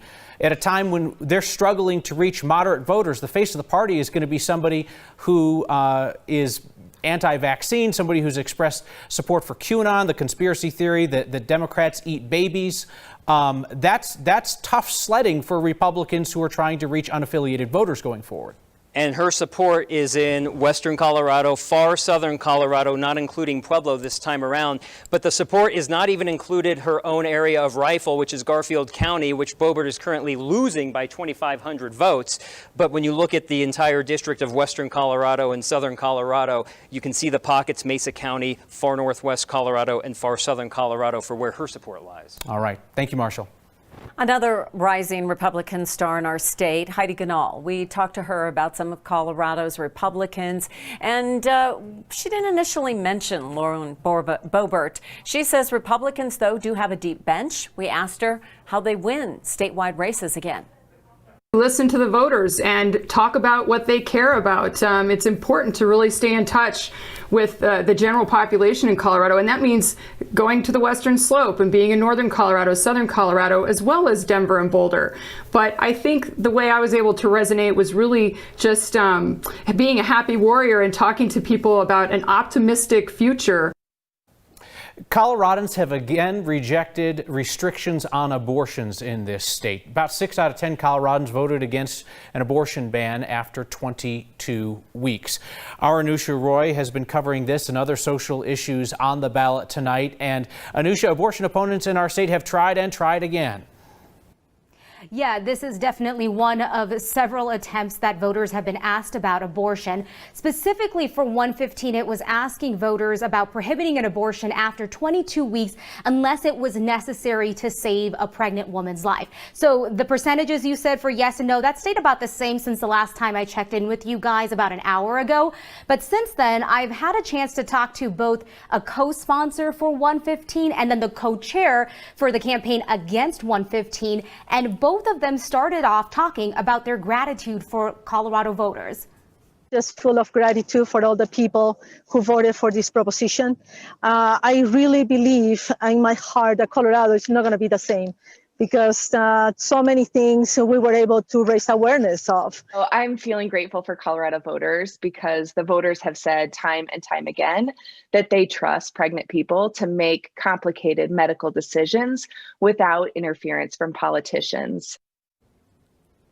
A no vote keeps the state law the same so that an abortion in Colorado is legal at any point during a pregnancy. Colorado is one of 7 states with a law like that on the books. And what to your point, Kyle, so voters have been asked about abortion 3 times in the last 12 years, aside from tonight. But the question at that point was talking about defining a fetus as a human, and that's something, Kyle, voters rejected time and time again. Rejected by enormous margins, even though tonight's is pretty wide indeed. Anusha Roy, thank you very much. I'm going to turn to our political experts, Democrat James Mejia and Republican Kelly Maher now. The big headline out of Colorado tonight, although not unexpected, is the defeat of Republican Senator Cory Gardner, the last bold-faced name for the Republican Party. And want to ask you, Kelly, for your party, the GOP, what is a path back to relevance statewide, winning statewide races? Well, I think Heidi Ganahl said it best earlier. It's about reconnecting with people about the issues that matter to them the most. And this is really an opportunity for Republicans to take stock of where we are and start talking about some of the most important issues that are facing Coloradans. Certainly education, healthcare, and the economy are really 3 things that we need to be focused on. James, what you're going to hear, I would assume, Republicans say in the coming months is Democrats shouldn't overreach, don't overreach, and that's what people say when they have no political power and their only hope of getting it back is the other guy screwing it up to the point that the public gets mad and wants to throw him out of office. But is that a real concern, the idea of overreach, now that there is no check on Democratic power in the state of Colorado? I don't think overreach is going to be a problem in a state that is trending more and more blue along the way. And by the way, one issue that might be included on Kelly's list is handling COVID and actually having a plan on a national level. I said healthcare. That's certainly part of it. So I think it makes it much harder. And I think when the face of the Republican Party is someone who the voters of Rifle, who know her best, haven't even voted for, it's going to be tough for them to rebuild. Lauren Boebert referenced there. Kelly, so obviously the presidential race nationwide is too close to call. There's a chance President Trump loses tonight. Even if the president were to be defeated tonight, his stamp is still on the Republican Party, including Colorado's Republican Party. It is a Trump party. Does that mean you think that your party is going to continue to put up Trumpian candidates like Lauren Boebert in the years to come? Well, you know, Kyle, I want to go back to that point that you made about overreach, because I do think it's really important to note tonight that, you know, we're talking about the issues. Coloradans still have voted now to reduce taxes, and we're seeing that the other thing to vote on, fee increases, is too close to call right now. And so we've seen this time over time, that there's this separation between the people and the candidates, which have been trending more and more left, but Coloradans are still voting small government on the issues. And so I think that we really need to refocus on the issues. I mean, that is without question. Coloradans have shown over the last few election cycles that they are absolutely willing to vote for people who promise to raise their taxes but won't vote to raise their own taxes through ballot initiatives. Lastly, to you, James, in our final 15 seconds, because of that structure that allows Coloradans to vote on tax increases, are Democrats finally going to come for the Taxpayer Bill of Rights in the next couple of years and try to take that away? I think so. I think that's inevitably coming. Well, we've shown progress towards that, and I think that's the next step. I think I just saw Kelly crack a smile. I think that could be the first one tonight on an otherwise difficult night for Republicans. James, Kelly, thank you for your insight as always. We're following some other races, including Congressional District 6, which covers parts of Aurora, Centennial, and Brighton. Democratic Representative Jason Crow has won a second term. He defeated Republican Steve House, Colorado's former GOP chair, about 58% to House's 39%. Crow was elected in 2018, part of that first big blue wave in Colorado, when he easily beat incumbent Mike Kaufman. And then there's the issue with wolves. Prop 114 would give Colorado Parks and Wildlife permission to make a plan to reintroduce gray wolves into western Colorado. They've already been spotted in Colorado. It's a very split, very tight race. Yes, votes lead by about 20,000 votes. We'll be right back.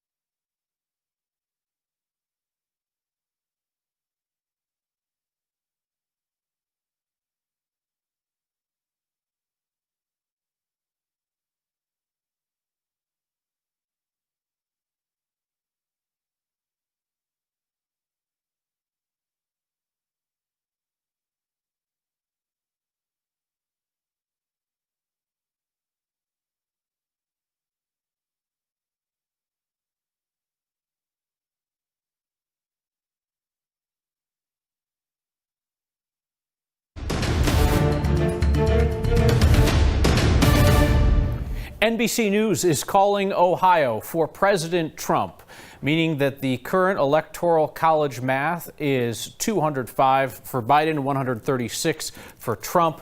The swing states of Florida, Pennsylvania, Arizona, and all of the upper Midwest still too close to call. So let's talk about some money issues in Colorado. Smokers may have to pay more with a new tax on nicotine and vaping products and a higher tax on cigarettes and tobacco. Coloradans have so far voted overwhelmingly in support of that new tax. Coloradans have passed Amendment B, preventing a residential property tax decrease next year that could have decimated some government services.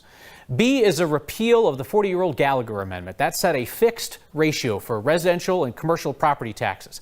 It passed by 16%. If it had failed, residential tax assessment rates were due to decrease next year under Gallagher. This freezes those rates where they were. And voters have passed paid family leave in Colorado, Proposition 118. The yes on that was 57%, no was 43%. Means that employees and employers will split the costs of a family and medical leave insurance program. Democrats in the state legislature have tried to pass this through the legislature and couldn't do it a half dozen times. I want to bring in pollster David Flaherty of Magellan Strategies now to take a look at what the numbers tell us. David, thank you for your time. I guess here's what I would ask you. As somebody who studies Colorado's electorate well, if you were to describe Colorado's current political situation to somebody who doesn't live here, in a sentence, what would you say? Well, the political environment in Colorado compared to other states, one, the population, the registered voter population is very young. More than 30% of the registered voters are aged 18 to 34. That is high compared to other states. Two, in other states, we've seen a growth of unaffiliated voters, or voters that are not exactly won over by either the Republican or Democrat parties, yet they will tend to lean more towards Democrat ideas and candidates, especially in the last, 3 out of 4 elections, if you will, Kyle. And going back to just what James, and if you don't mind me commenting on, some of your questions earlier in the previous panel, 71% of likely voters in Colorado support state and local ordinances to wear masks, okay? 80% of seniors support wearing a mask. And I give James credit where COVID is a very important issue, especially among Democrats at 80%, but the real voters that matter are the unaffiliated voters, where it's 60%. Yet among Republicans, 2/3 of them oppose any kind of mask ordinances. And that just sets up and makes it difficult for candidates, or at least unaffiliated voters, to give a Republican a good look, if you will. That is a very big issue that I think just kind of happens to be there. We are in the middle of a pandemic in this very unique, political cycle and environment has just been kind of lost on us with the shutdowns and so forth. So again, I just wanted to say that, Kyle. What has the impact of the Trump era been on Colorado's Republican Party and candidates? In our state, it's been devastating. You can't avoid the losses of 2018 and some of the losses we very well may see in 2020 that are materializing. I see there's a couple of state Senate races that we're not sure if we're going to win. The margins in districts like the one that I live in Broomfield and Weld County, was won by 14,000 vote margin of Vicky Marble 4 years ago. Barbara Kirkmeyer is currently only winning that by 7,000. Republicans are just losing ground even in areas. And the other thing that Marshall mentioned earlier, Weld County has the exact same number of active Republicans as unaffiliated voters. So does El Paso County. So does Douglas County. These are Republican strongholds that is basically, it's eroding the Republican voting strength. David Flaherty of Magellan Strategies, who does polling for Republicans and then tells them the truth, which in recent years has been fairly unpleasant. David, appreciate you coming in and sharing some truth with us. We'll be right back.